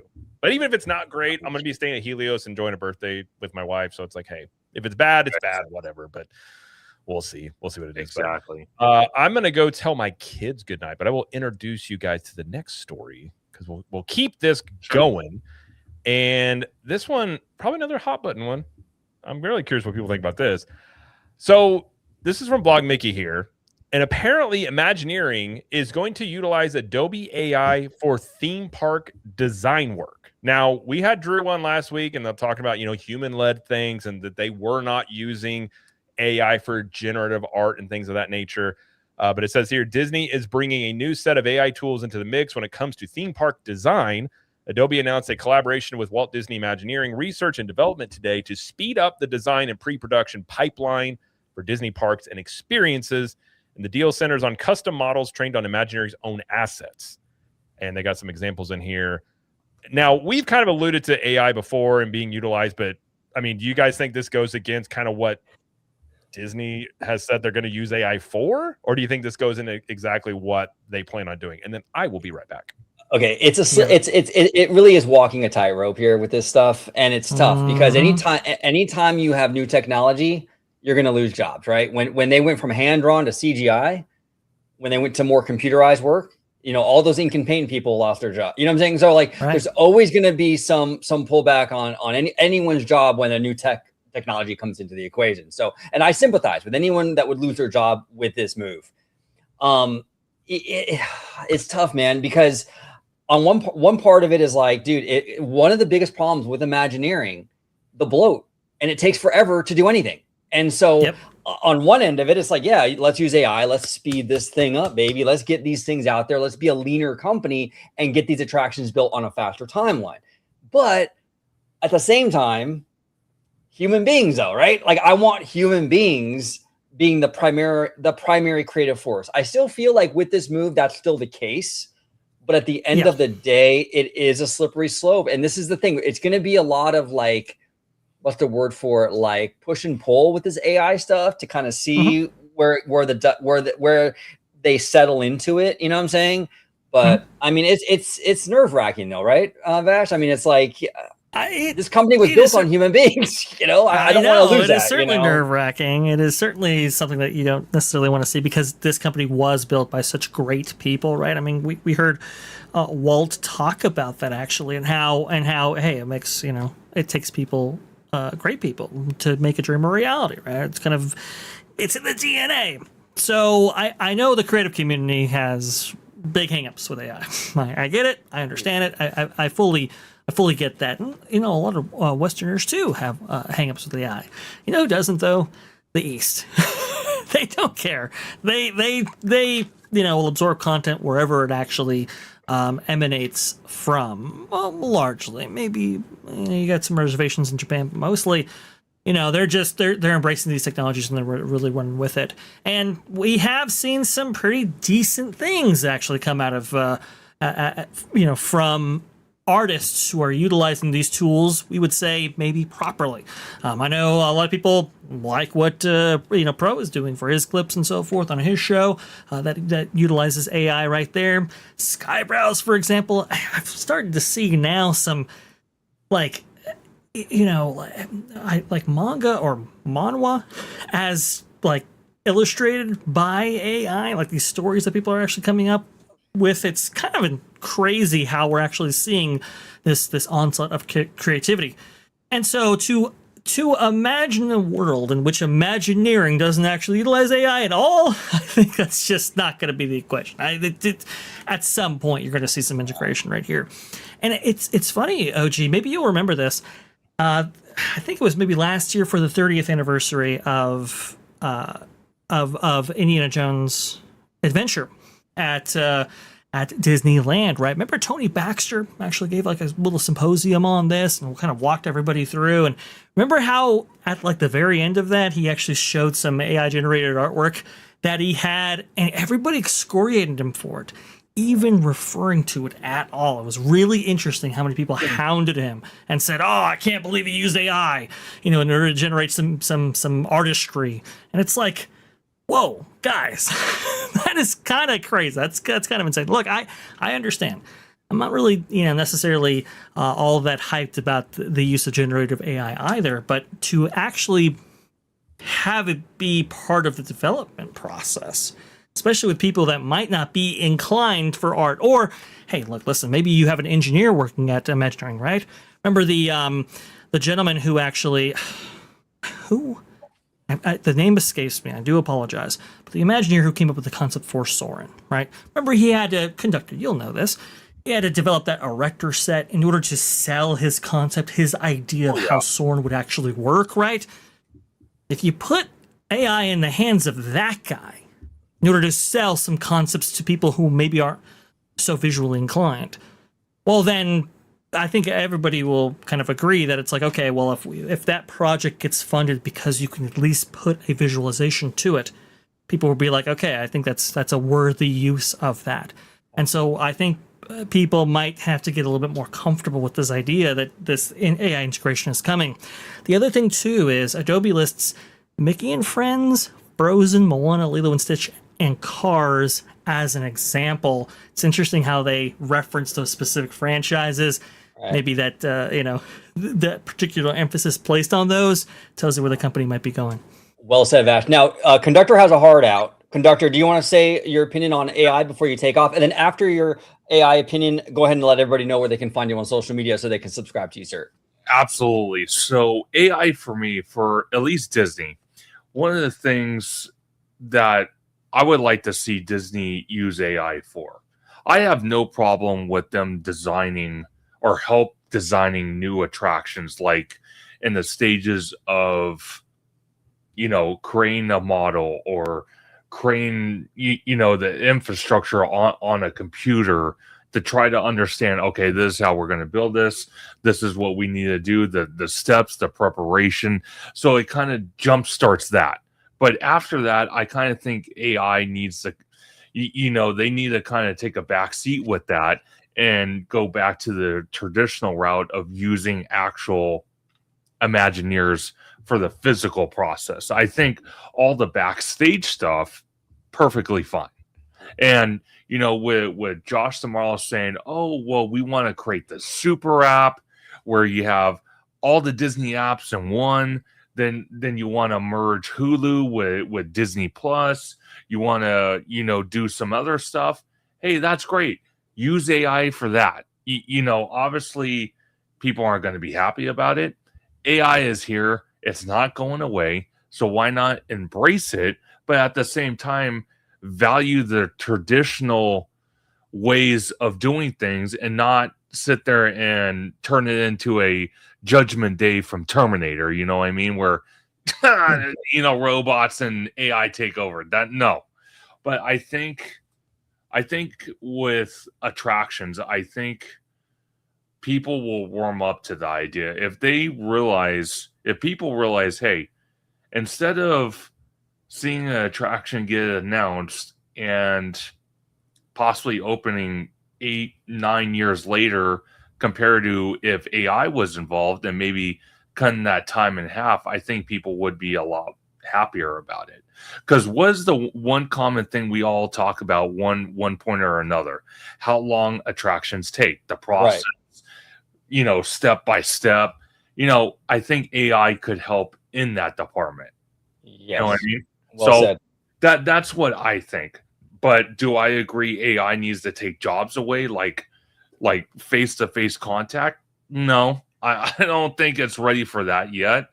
I think it's still early for that.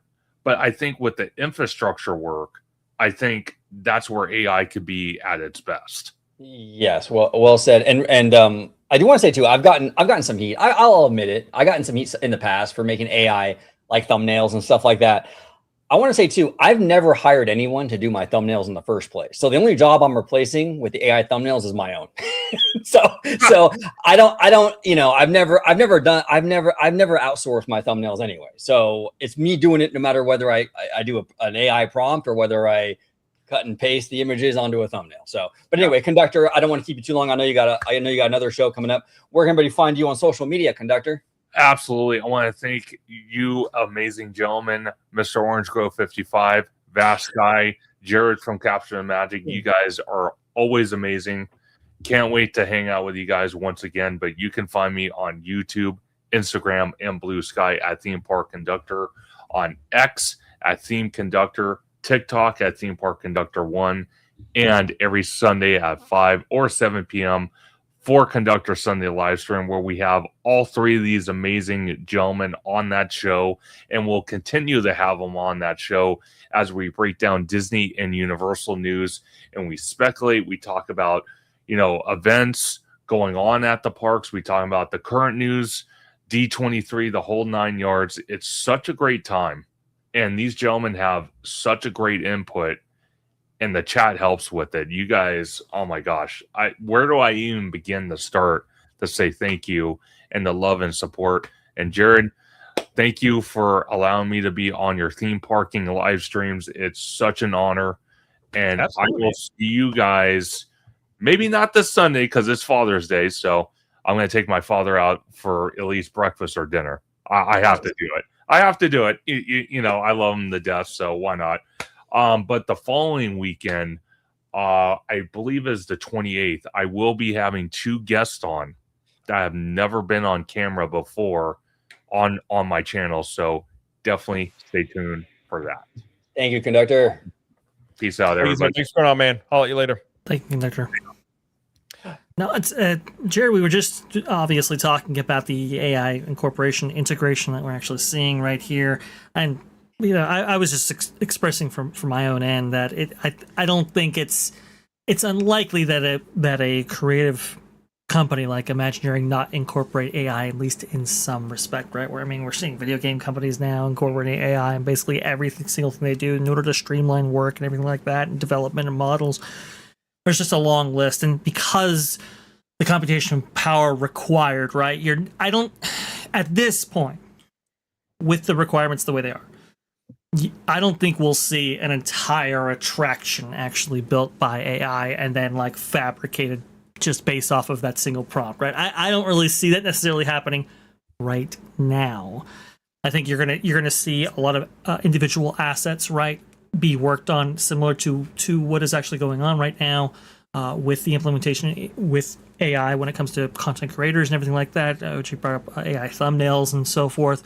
That's a really interesting methodology, an interesting use case, right? I will say when it comes to AI thumbnails, trying to get it to make an entire thumbnail, it never really works. But to work on individual assets and actually compile those, now you're actually looking at something, and you can have it formulate stuff in multiple iterations and so forth. It's really, really kind of interesting how you have to work, and it's going to necessitate a lot of cleanup work. It's going to necessitate a lot of like, hey, listen, this might work in a virtual environment, does not work in a physical environment, right? It's going to take a lot of prompting. I mean, that first Coca-Cola commercial that we actually had that was completely generated by AI had tens of thousands of hours applied to it in prompts and cleanup and all of that, just to make it, user ready right here.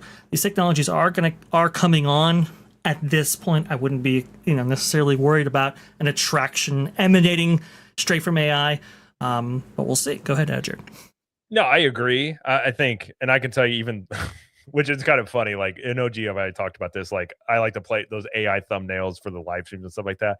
But it's like it's not taking a job because I'm not. It was just me making thumbnails, so right? It's like just replacing myself. So I made the same point. Like I was the one doing them before. Now AI. The only job I replaced was my own. Right? Like same with you. Right, yeah. I mean, and even those, like the Indiana Jones one, that probably took me 45 minutes of prompting to get each one right. Like it just, you got to be really good at prompting stuff like that. So like I agree with you. I think this stuff's in phases, and like, especially when you're talking about theme parks, Disney and Universal, Disney will get more flack for using AI than Universal will at this point. Now, maybe that changes into the future, but I think you'd be silly not to use these tools. And if it is based off of Imagineers, their language learning model, it can help you speed up ideas.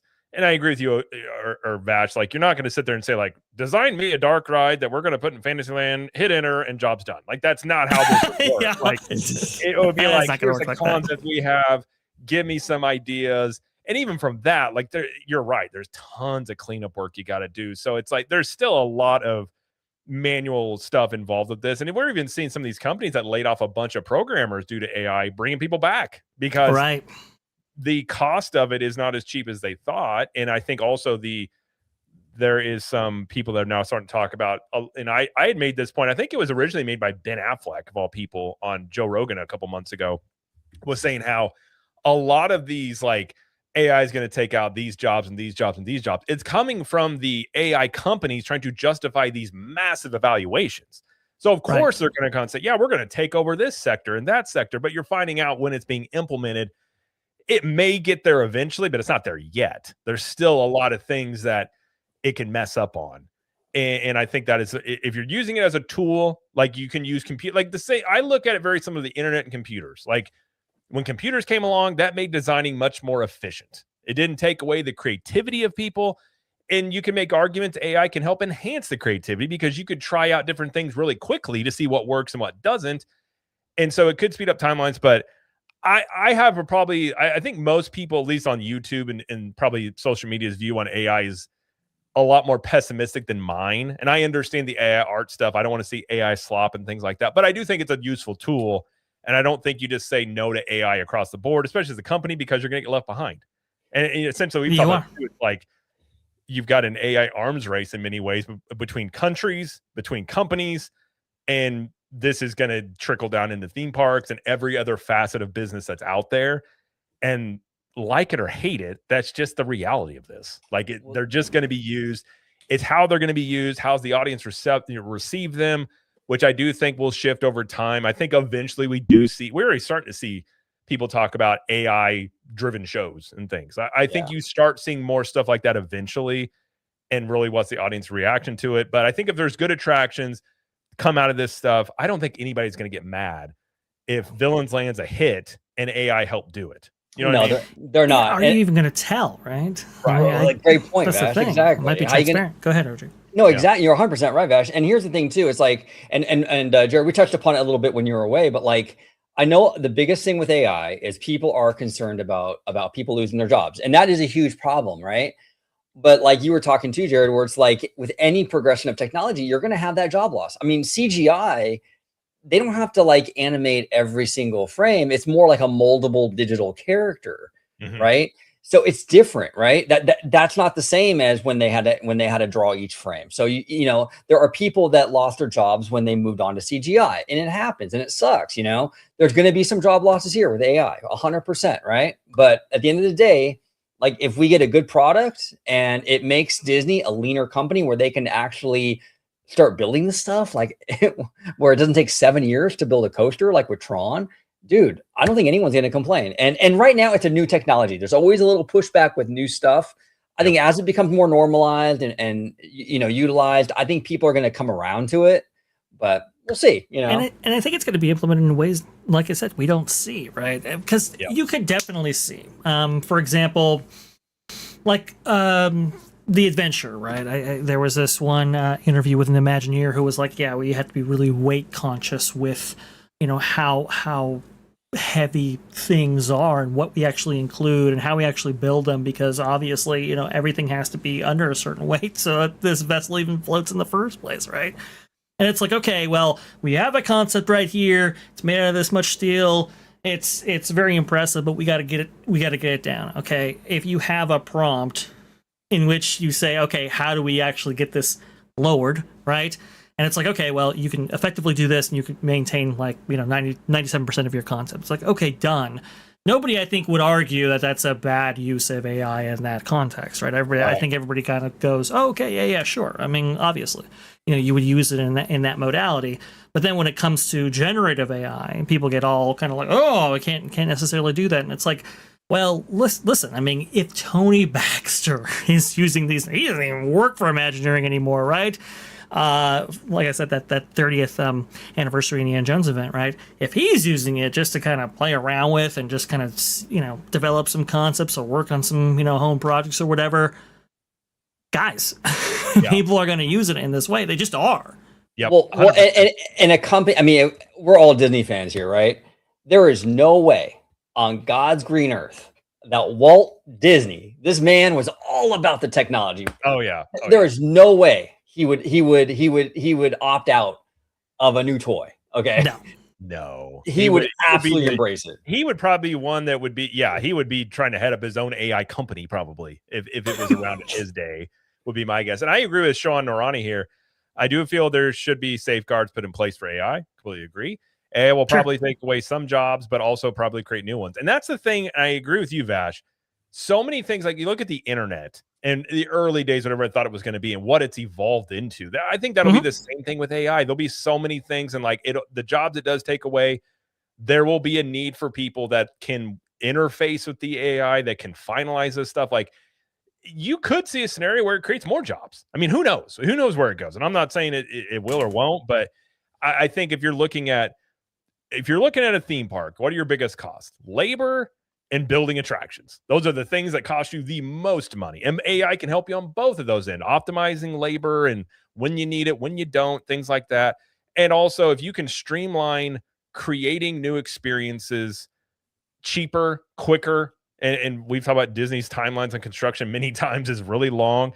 If these things can help them bridge that gap, I mean, even if people did get mad about it and they didn't like it, the minute they get on an attraction, if it's a great attraction, I don't think people are going to care. I think they're going to be like, this is awesome. This is exactly what I want. And so, hey, AI or not, it's cool.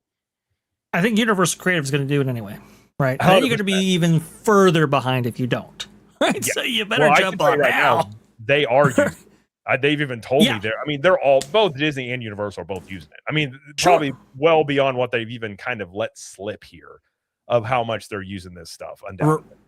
Right. This is coming from Adobe, not necessarily Disney themselves, right? So it's kind of like, they're already incorporating this stuff. I think Nicole Williams is kind of funny. She's like, they need help, honestly. And it's, I think they do in some respects, right? And so maybe you incorporate some Jarvis information and say, okay, how did Imagineering solve these problems in the past, for example? Or how did, what happened in years, from 69 to 74? How they deal with this particular issue that maybe we're dealing with now? That kind of thing. Like, I think that's going to be further incorporated as time actually goes on here, and it's going to be really interesting to see when it comes to the generative aspect what in fact actually stays, throughout the design process. That is going to be really interesting if they even reveal that information at all, because it's not like a video game where you can actually see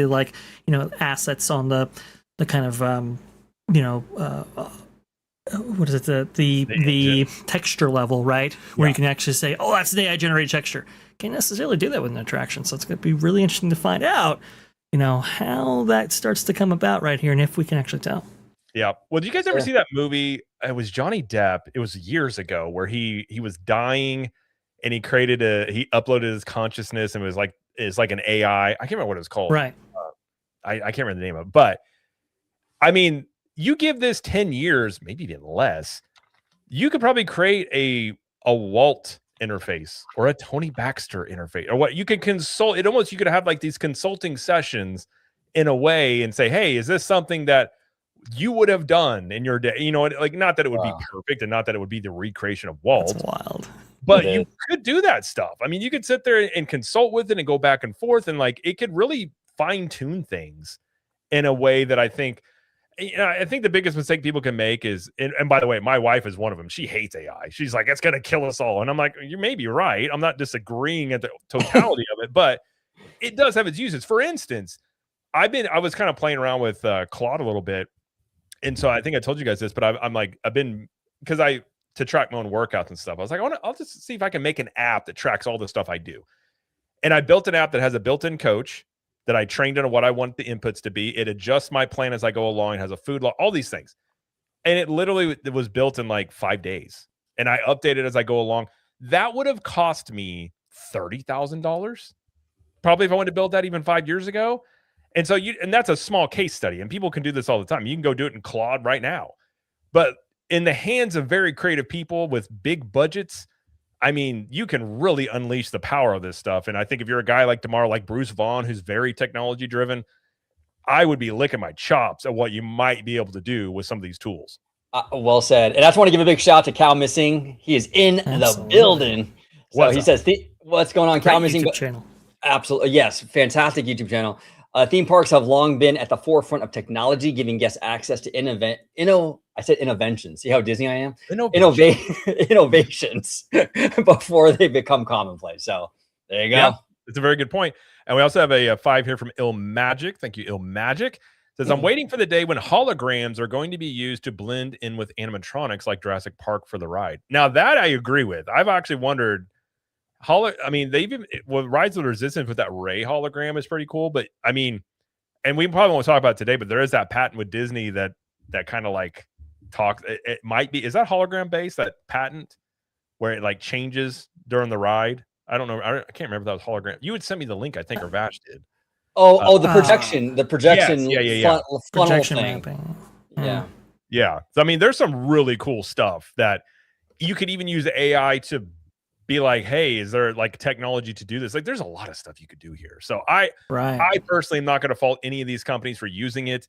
How they use it, I suppose, is case by case. You know, it's like that. You know, I think you're probably going to see studios use more of it as time goes along. That's going to be a little bit more interesting, a little different than theme parks. I agree with you, Vash. It's like, how are you really going to know if, let's say, the Big Thunder redo or maybe the Buzz Lightyear redo, we find out years later, yeah, they use a lot of AI for this. It's going to be different than how it's viewed for like entertainment in terms of like movies and shows. So I think each little category gets treated a little bit differently with this, but I think it's cool. I think it has dangers. I think it has a lot of potential, but I think you could have said the same thing about the internet when it first started as well. Oh, exactly. So I think they can be kind of cool. So, all right, well, let's get to our last thing here. Then we will get out of here. Last thing I wanted to talk about here, and I'm going to bring up, let me bring up the Bluey wait times here. So I want to talk about the fact that, and my wife actually brought this to my attention. And if you look at the Bluey experience at Animal Kingdom, this is kind of an all-encompassing thing about sort of the crowd levels in the summer, which we've talked about how summertime, especially ever since 2020, have not been real busy in theme parks. And there's various reports showing, universally speaking, actually, I'll pull this one up real quick, talking about how the really low wait times at Universal Orlando, and I looked at Disney as well, and they were low as well. So Universal Orlando today, I mean, a lot of this stuff was literally like ready to ride now. I mean, Hagrid's was a 45-minute wait, which is very, very low for that ride. I was looking on the Disney app as well. A lot of the wait times were, even at Magic Kingdom, the highest wait time I think was 45 minutes for Tron. Everything else was like 30 minutes, 10 minutes, like very, really low wait times. And what's interesting was the Bluey experience. We talked on other streams about how obviously this is something that's supposed to help bolster Animal Kingdom, but we're seeing now, like I saw us today, where it was a 10-minute wait for the train, a 20-minute wait for the Bluey experience, which is the same thing for us when we went and did it. I'm wondering, and they had that new ticket deal as well that was released by Disney, where it basically featured Epcot and Animal Kingdom. And that to me right away told me, I don't think Bluey's moving the needle like they thought it might for Animal Kingdom. And I think some of this, after experiencing this, is the Bluey experience. I think that, and we talked about how the venue kind of dictates what this experience is. Right. And we're seeing, like, right here, as of today, it was 17-minute wait for Bluey. And at the peak of this, it was 34 minutes. So, like, it's not drawn the crowd. They dropped the virtual queue pretty quickly. But, I mean, what do you guys think about this? Do you think this is indicative of anything in particular? Could it be gas prices? Like, what do you guys think about this, and, like, maybe where Bluey fits into this, and maybe what they were expecting out of this, and maybe what the reality of this is? Well, here's my take on it. And it's probably going to be different than you two guys. But I do think there's multiple things going on here, right? But honestly, I think it's an Animal Kingdom problem, because we've seen, okay, for example, Pandora, right? Saw a huge spike when that area opened, but then it fell off a cliff, right? Soon thereafter. Bluey, I mean, you can't get more popular than Bluey. And even Bluey, people aren't going to this park. I think the problem is Animal Kingdom. I think the problem is people see this as a zoo. They see it as a zoo with not a lot of rides, and they don't care as much. Now, for me personally, I'm all about Animal Kingdom, dude. I'm a vibes guy. I can sit in this park all day long, and I love it. But the normal people, though, want to ride stuff, right? I think that's the problem. It's an Animal Kingdom thing. You put this Bluey thing anywhere else, like at Disneyland, and I mean, it does really, really well, right? I mean, even Pandora. I think Pandora will do better in DCA just because DCA has Cars Land and other stuff to do. I think Animal Kingdom is the problem. Now, look, I'm saying that from someone who really loves Animal Kingdom. I just think this park, from a normie perspective, is not that appealing. Plus all the construction going on and limited attractions already. I mean, I agree. I've been talking about this problem for Animal Kingdom, especially with all this construction for years now, of this park is going to really struggle. And especially with Epic Online now, people are going to go both places. Animal Kingdom is going to get dumped first. Like, people will still go to Magic Kingdom. Maybe they go to Hollywood Studios, and then they go to Universal. And I think you're seeing Epcot and Animal Kingdom, and Epcot without a festival in the summer. You're seeing these two parks that are really trying to bring up that attendance. And that's why Bluey's there, because it's to assist with that any way possible right there. Obviously, it's just not moving the needle, and I think part of that is because of the venue dictating the experience, right? If they would have had a traditional show experience, maybe we would have seen things differently, like we saw at the Fantasyland Theater, actually, at Disneyland. It's really, really quite interesting because,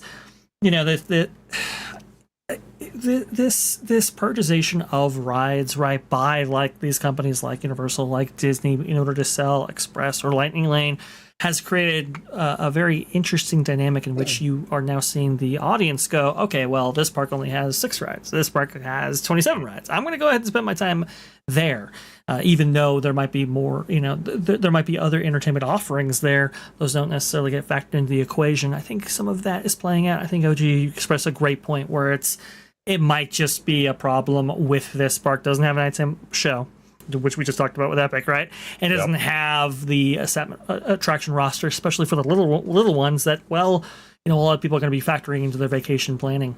The other thing too, Jared, to your point though, I mean, since the high of April, when you look at like Magic Kingdom wait times, for example, I mean, that just has gone down and down and down and down. So this is, I think, a wider resort problem from this summer, where just people are simply not showing up to these, to Walt Disney World in general, maybe even Universal as well. That might be macroeconomic related. There's a good possibility of that. I know that, Hugh Johnston, for example, was asked about this specifically at earnings calls, because a lot of people had questions about, are you necessarily going to see attrition at the theme park level because of some macroeconomic factors at play right there. They assured us that no, it's fine, it's all good, we're all good, we're gonna be a-okay. But what did we see from Disney? We saw that they opened a wide breadth of experiences right before the summertime. Why are they necessarily doing that? Because I think they know, in their modeling, their forecasting, that this was going to be kind of a down swing right here, and people, maybe necessarily not taken in by a Big Thunder Mountain redo or a Muppets, makeover for Rock and Roller Coaster, etc. Yeah. No, when I think too, if like, and I agree with you, you know, a lot of it could be sort of a delayed effect of higher gas prices just now hitting. Because both Universal and Disney, when asked that directly in their earnings calls, both said, we haven't seen any effect from it yet, but this could be a thing where you're starting to see this now as it gets to the summer. Gas prices are coming down, but a lot of times those can be lagging indicators where you don't have an immediate reaction to those things. So it's definitely possible.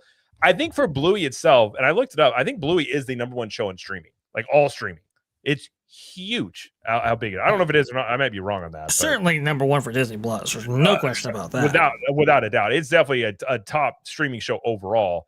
But I think having experienced this, I do not think this is something that I think once the word's gotten out about this, if you have littles, this is not enough to keep you at least in Animal Kingdom all day long. Like when we went in, we got to Animal Kingdom about 11 o'clock that morning to go do this. We were seeing tons of families leave. All had Bluey shirts on, so I'd imagine they went to the show, leaving the park at like 11 o'clock, which means they probably got their rope drop, did it, and left. Yeah. And doing the show here, it's a strange show. Like our son, he's 6, he enjoyed it. Our daughter's 9, she was just like, it's kind of like a kindergarten classroom. Yeah. They play games. It's the kids go crazy, but it's odd back there, and I think the effort, you got to take the train, go back there and stuff like that. I think for a lot of people, maybe they'll go do this and they leave, or they just say, I don't know. And I agree with you, OG. If this was in Hollywood Studios, it would be a huge hit. I think you would see massive demand for this. And Magic Kingdom, you could say the same thing. Animal Kingdom, I think where this park is right now with everything going on, there's not a lot they can do here. Other than just try and do it through discounts, which is I think why you saw the Epcot and Animal Kingdom ticket package. Probably why you're going to see Universal as well, if they're facing the same stuff, why they may do more things to try and get more people into Epic Universe and those other parks for that reason. So I don't think this is a singular Disney issue, but we've seen since 2020, like the summers aren't as busy as they used to be. I mean, used to in the summertime, that's when people traveled, and you're kind of seeing people spread that out a bit more, traveling at different times. It's interesting, and I don't know in the short term, I don't know what you can really do with Animal Kingdom. I really don't. I think you're just this is what it is for the time being. And Space Age 2000 brings up a great point, OG. To your point about Animal Kingdom, it's blazing hot. This is the hottest theme park of the 4 by far, no question. So even bringing a little one to this park, it's not the easiest thing for a family to do. Just on that basis alone. Well, even my daughter and my mother-in-law, she was going to take my daughter to Animal Kingdom and do stuff tomorrow, and they're not going because it's supposed to be 96 degrees. Yeah. And they were just like, it's 96 degrees in Animal Kingdom is going to feel like 115. Like man, it's so brutal in that park. Brutal in the summer. And I think it's like, I think heat's a factor in all of this. I think when you have the choice to travel, like for us, like, we're going to go and stay at Helios. We're going to go for the 4th of July, but we don't try to go to the parks very much in the summer because it is just hot. So I think that is a factor in this, but it's going to be interesting to see if this continues, even like when Disney gets these new things built, do we still see this lagging in the summer like we have seen in the past couple of years? To your point, Jared, I mean, it costs thousands and thousands and thousands to get to Florida to actually get into these theme parks and to enjoy these, family vacations. And so if it's like, okay, well, it's going to cost me thousands and thousands here, and it's going to cost me thousands and thousands, maybe in October or maybe December, well, that's what a lot of people are going to opt for. And, to Disney's point, they've also placed an enhanced emphasis on that when it comes to the parties and so forth. And sometimes it's like, hey, look, listen, this is going to be our annual trip, and we'll just go during this time, and we can see the festivities. We can buy in, after hours parties and so forth, and we'll just go ahead and hit it up all there. Versus, and what are we seeing for the summer? We're seeing discounts to try to get people to go, but even that's not necessarily moving the needle. Maybe in part because of that expense, and maybe also perhaps that, a lot of these additions from both of these resorts here, when it comes to Universal and Disney, we're still months, maybe even years away, depending on the project. So a lot of people might just be foregoing that in expectation of these new attractions coming online. No, I agree. It's interesting because I think, when you see Hagrid's under 90 minutes, under an hour, I've never been in the park and actually seen that. Which, it's during the week, it's a weekday. I'm sure the weekends are still going to be busy. Like when you talk about it's easy to say the parks are empty, and I think it's all perspective of like, obviously, if you've been to Disney Universal, like it's never empty. But it's like if you're seeing some of these times, like typically my wife will say at Magic Kingdom, if Peter Pan is under 30 minutes, that's a slow day. You got certain rides you can look at it, some indicators there. But I think if they do have a down quarter, I think you're going to see both Disney and Universal point to gas prices. I think that is the easiest built-in thing they're going to say. Listen, travel has been impacted, and it probably is truth to that. But I think they're both going to come out and say that and say, it's a lagging effect of gas prices, and maybe this resolves, and maybe this just is a summer thing. But I think if gas prices continue to come down, you're not going to have this excuse in July and August. If it continues on this trend. And then it gets to the meat of the issue. And I'll be really curious about the earnings calls during these quarters of what they end up being. But it also makes you think, too, with Universal throwing up a nighttime show, maybe doing Open Celestial Park. You got Disney. We could talk about the bus stuff. This is when you start seeing places maybe try and find some extra revenue when they're looking at their attendance and the bookings and being like, ugh, okay, this is. And both of those destinations do not want to show a down quarter. Especially tomorrow, coming in off of a brand new thing here. Oh, dude. Well, Disney can't. I think out of the two, I agree. If Universal had a down quarter, that's not great, but I don't think there'd be near as much ire as if Disney did. And they're going to do everything they can to pull those levers to not have that be the case. Yeah, and it's kind of interesting too. And Kiki and Luca, this is another one of my analogies. He loves my analogies. So, but it's interesting because when you have a lot of big projects on the horizon, right? It's kind of like attendance and demand. It's kind of like an ocean wave, right? The wave kind of usually pulls back before it goes, right? Yep. It's the same kind of thing here. I think that like with all these projects that Disney World has, 2, 3, 4 years, 5 years away, people are like, are we really going to spend thousands of dollars right now to go here now when I can wait a few years and get all the goodies, right? Yep. Well, especially as expensive as it has gotten, it's a valid point. It's like, well, listen, if you're going and it's going to be that much money. And then with Universal as well, like they're in a different spot because they do have a brand new theme park. Yeah, so that's true. I don't know if they're in the exact same spot as Disney, but I've said this for Disney, their answer to Epic Universe took so long that they're kind of at the whims here. Like there's not a lot they can do. And if they are in a situation where you do have people just being like, I'm just going to wait for these things to be done because I'm excited about these things, but why would I spend $8,000 on a vacation to then turn around and have to spend that money again? So that they'll just wait. And Universal had the same thing happen before Epic opened. I mean, that is the exact same thing happened there. So this is a real trend you see amongst fan bases of this waiting for these things before they come in, especially as expensive as they've gotten. Well, Remy brings up an interesting point too. If Universal had a down quarter, it's worse because they just opened a new park. That's a valid point. Yeah, it would be curious of how much and like how that was framed, because I think that is an issue. If you're looking at Universal, like they can't get more people in that park, and that is the big sticking point with that thing. I don't disagree that it wouldn't be a good thing. I'm talking about like the overall optics and like what people are going to react to. If they're going to react more to Disney, and we've had that discussion numerous times about people judging Universal versus Disney. Disney's the big dogs, so like they would just have more scrutiny, especially considering the parks are the biggest moneymaker for Disney. That is a definitely different thing versus Universal. Right. It's when you're looking at like Comcast, for example, right? How much does the Universal theme park division make up of its portfolio? Right? I mean, I think it's still sub 20%, if I'm not mistaken.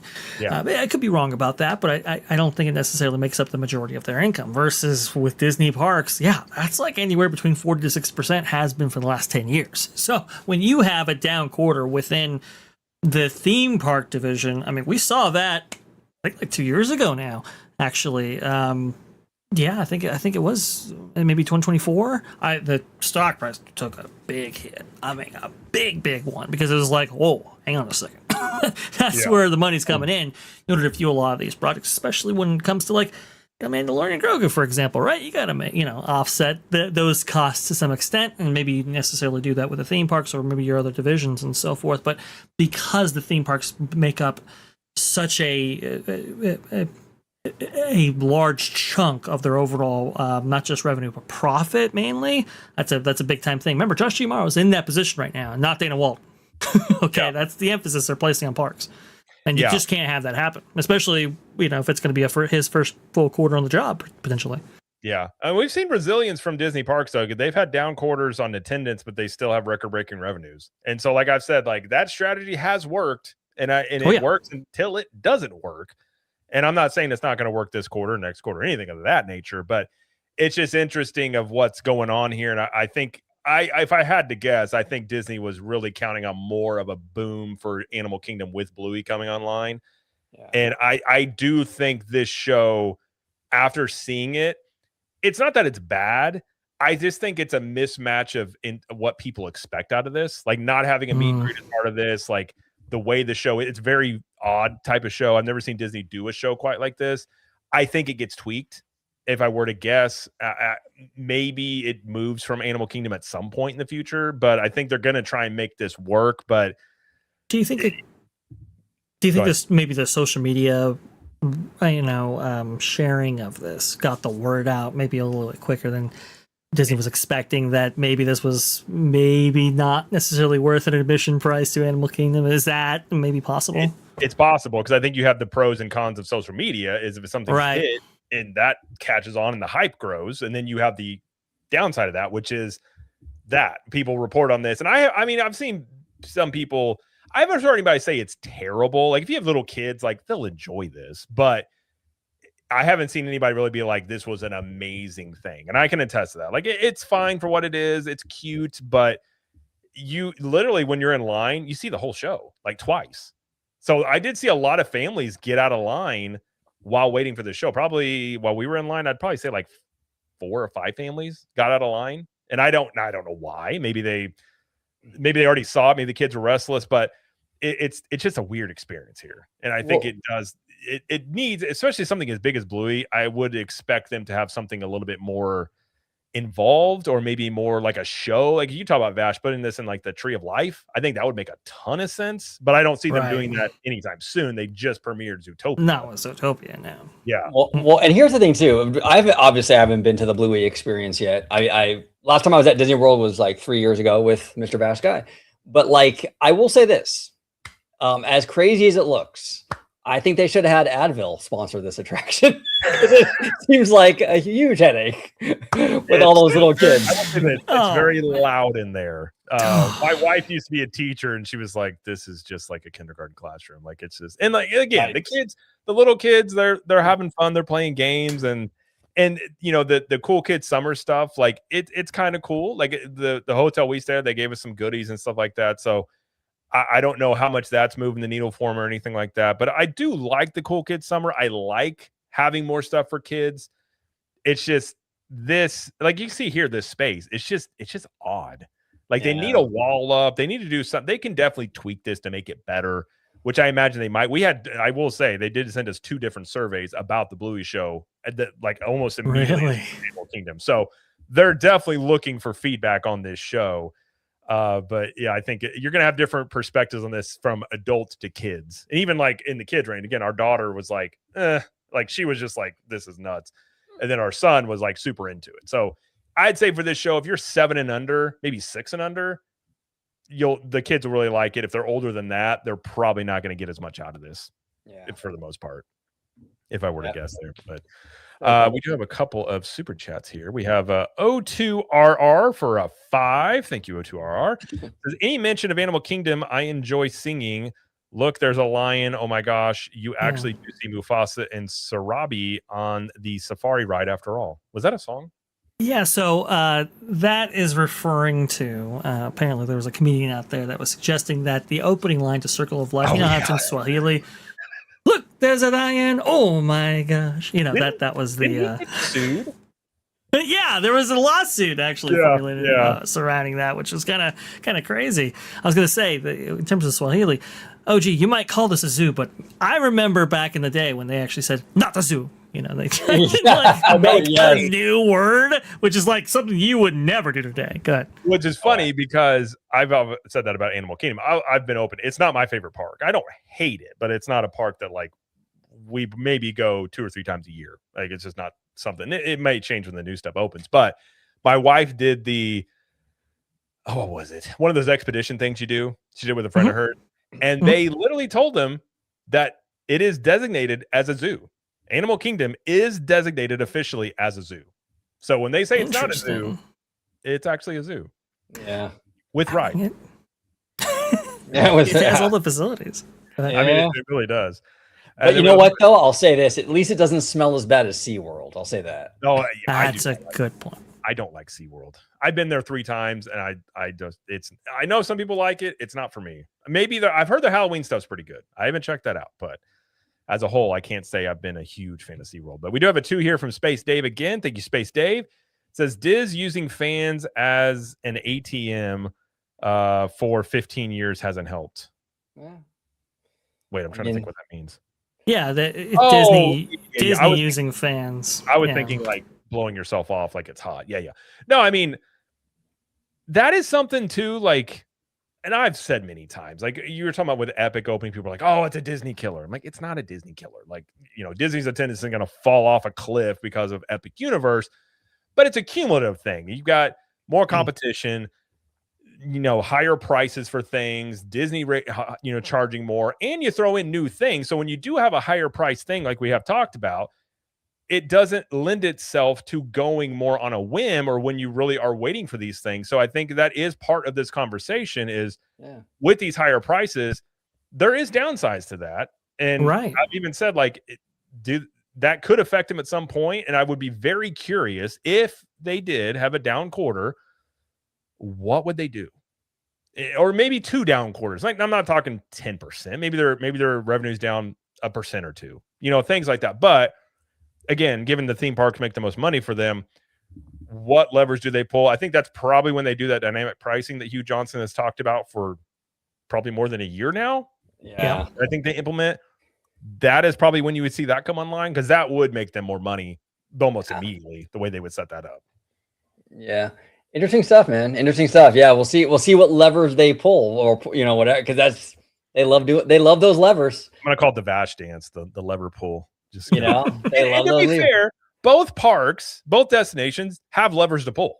Yeah. I mean, they do have things that they can do to help with this stuff and everything like that. It's just that part gets very curious to me as much money is being spent right now for both these destinations. It's be very interesting. And I think and I do agree with Remy D, like Epic had record-breaking quarters ever since they've been on the books. It's not going to be a great look if the first quarter full circle comes around and it's not higher still. Like, it's not going to be a good look, but I still think from a media standpoint, if you had Universal and Disney have down quarters, Disney's going to get all that press. Now, Space Dave says here they are addicted to price increases they can't stop. Nothing can stop us now. There you go, Space Dave. Fantastic. I mean, that was what was that Wall Street Journal article? They said that somebody inside of Disney said they were addicted to price hikes. Like, that was the interesting verbiage they had used about that. So they actually, at least somebody at Disney, unknown person, reportedly did say that. But we do have another 5 here from Ill Magic. Thank you, Ill Magic. Said, would this be the best time to bring the Tomb Raider ride back? Probably not. What was that, King's Island? Yeah. It was back. That's such an interesting attraction when you look at its history. I don't think Tomb Raider is. I think the best days of Tomb Raider are probably behind it at this point. I think the peak you probably would have had whenever Angelina Jolie had those movies going on.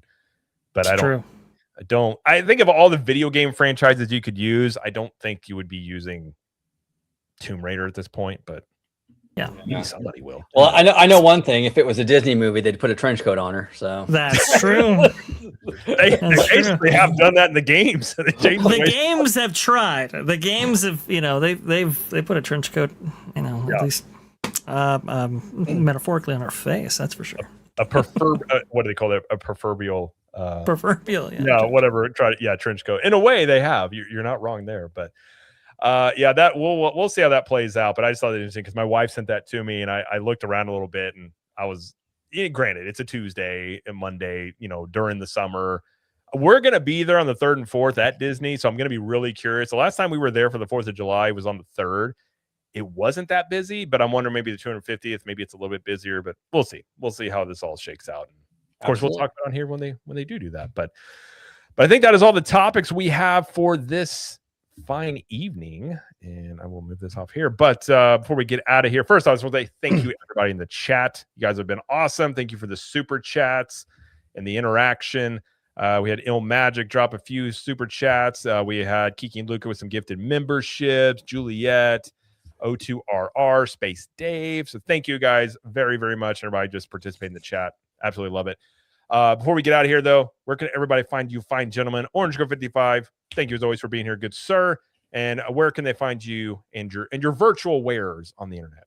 Well, thank you guys, Vash, Jared. Always a pleasure talking shop with you two gentlemen. Everybody in the chat, I want to thank you so much for hanging out with us this evening.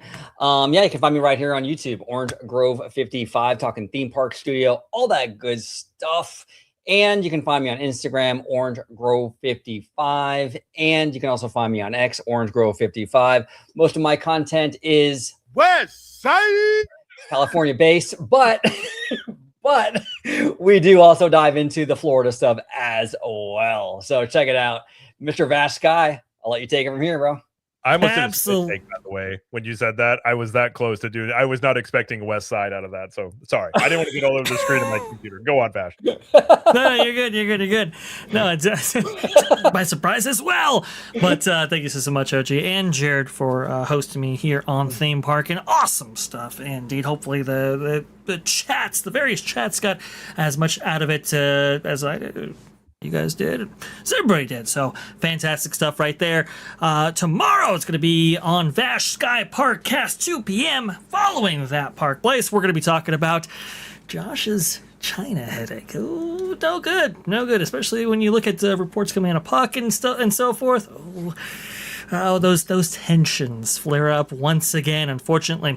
And at around the time that Shanghai Disneyland is celebrating its 10th annual with a bunch of updates there as well. Should be a pretty good discussion. And, of course, going to be talking about just a little bit more the transportation restrictions going on at Walt Disney World and how the dynamic of Walt Disney World and the culture there by managers is changing. Should be some awesome stuff. That's going to be tomorrow at 2 p.m. Eastern. We have a show every single Thursday as well at 6:30 p.m. Eastern. And Fashion Vixen, we just covered a whole bunch of stuff related to the steampunk history within Disney theme parks. Very, very cool. We went over Discovery Bay and Discovery Land, and it was a whole lot of fun. So if you're a member, if you're a Sky Watcher, you can go ahead and get access to that as well. We have over 10 episodes.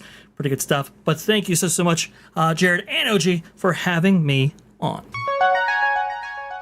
Oh, beautiful. So it sounds so good. No, thank you guys.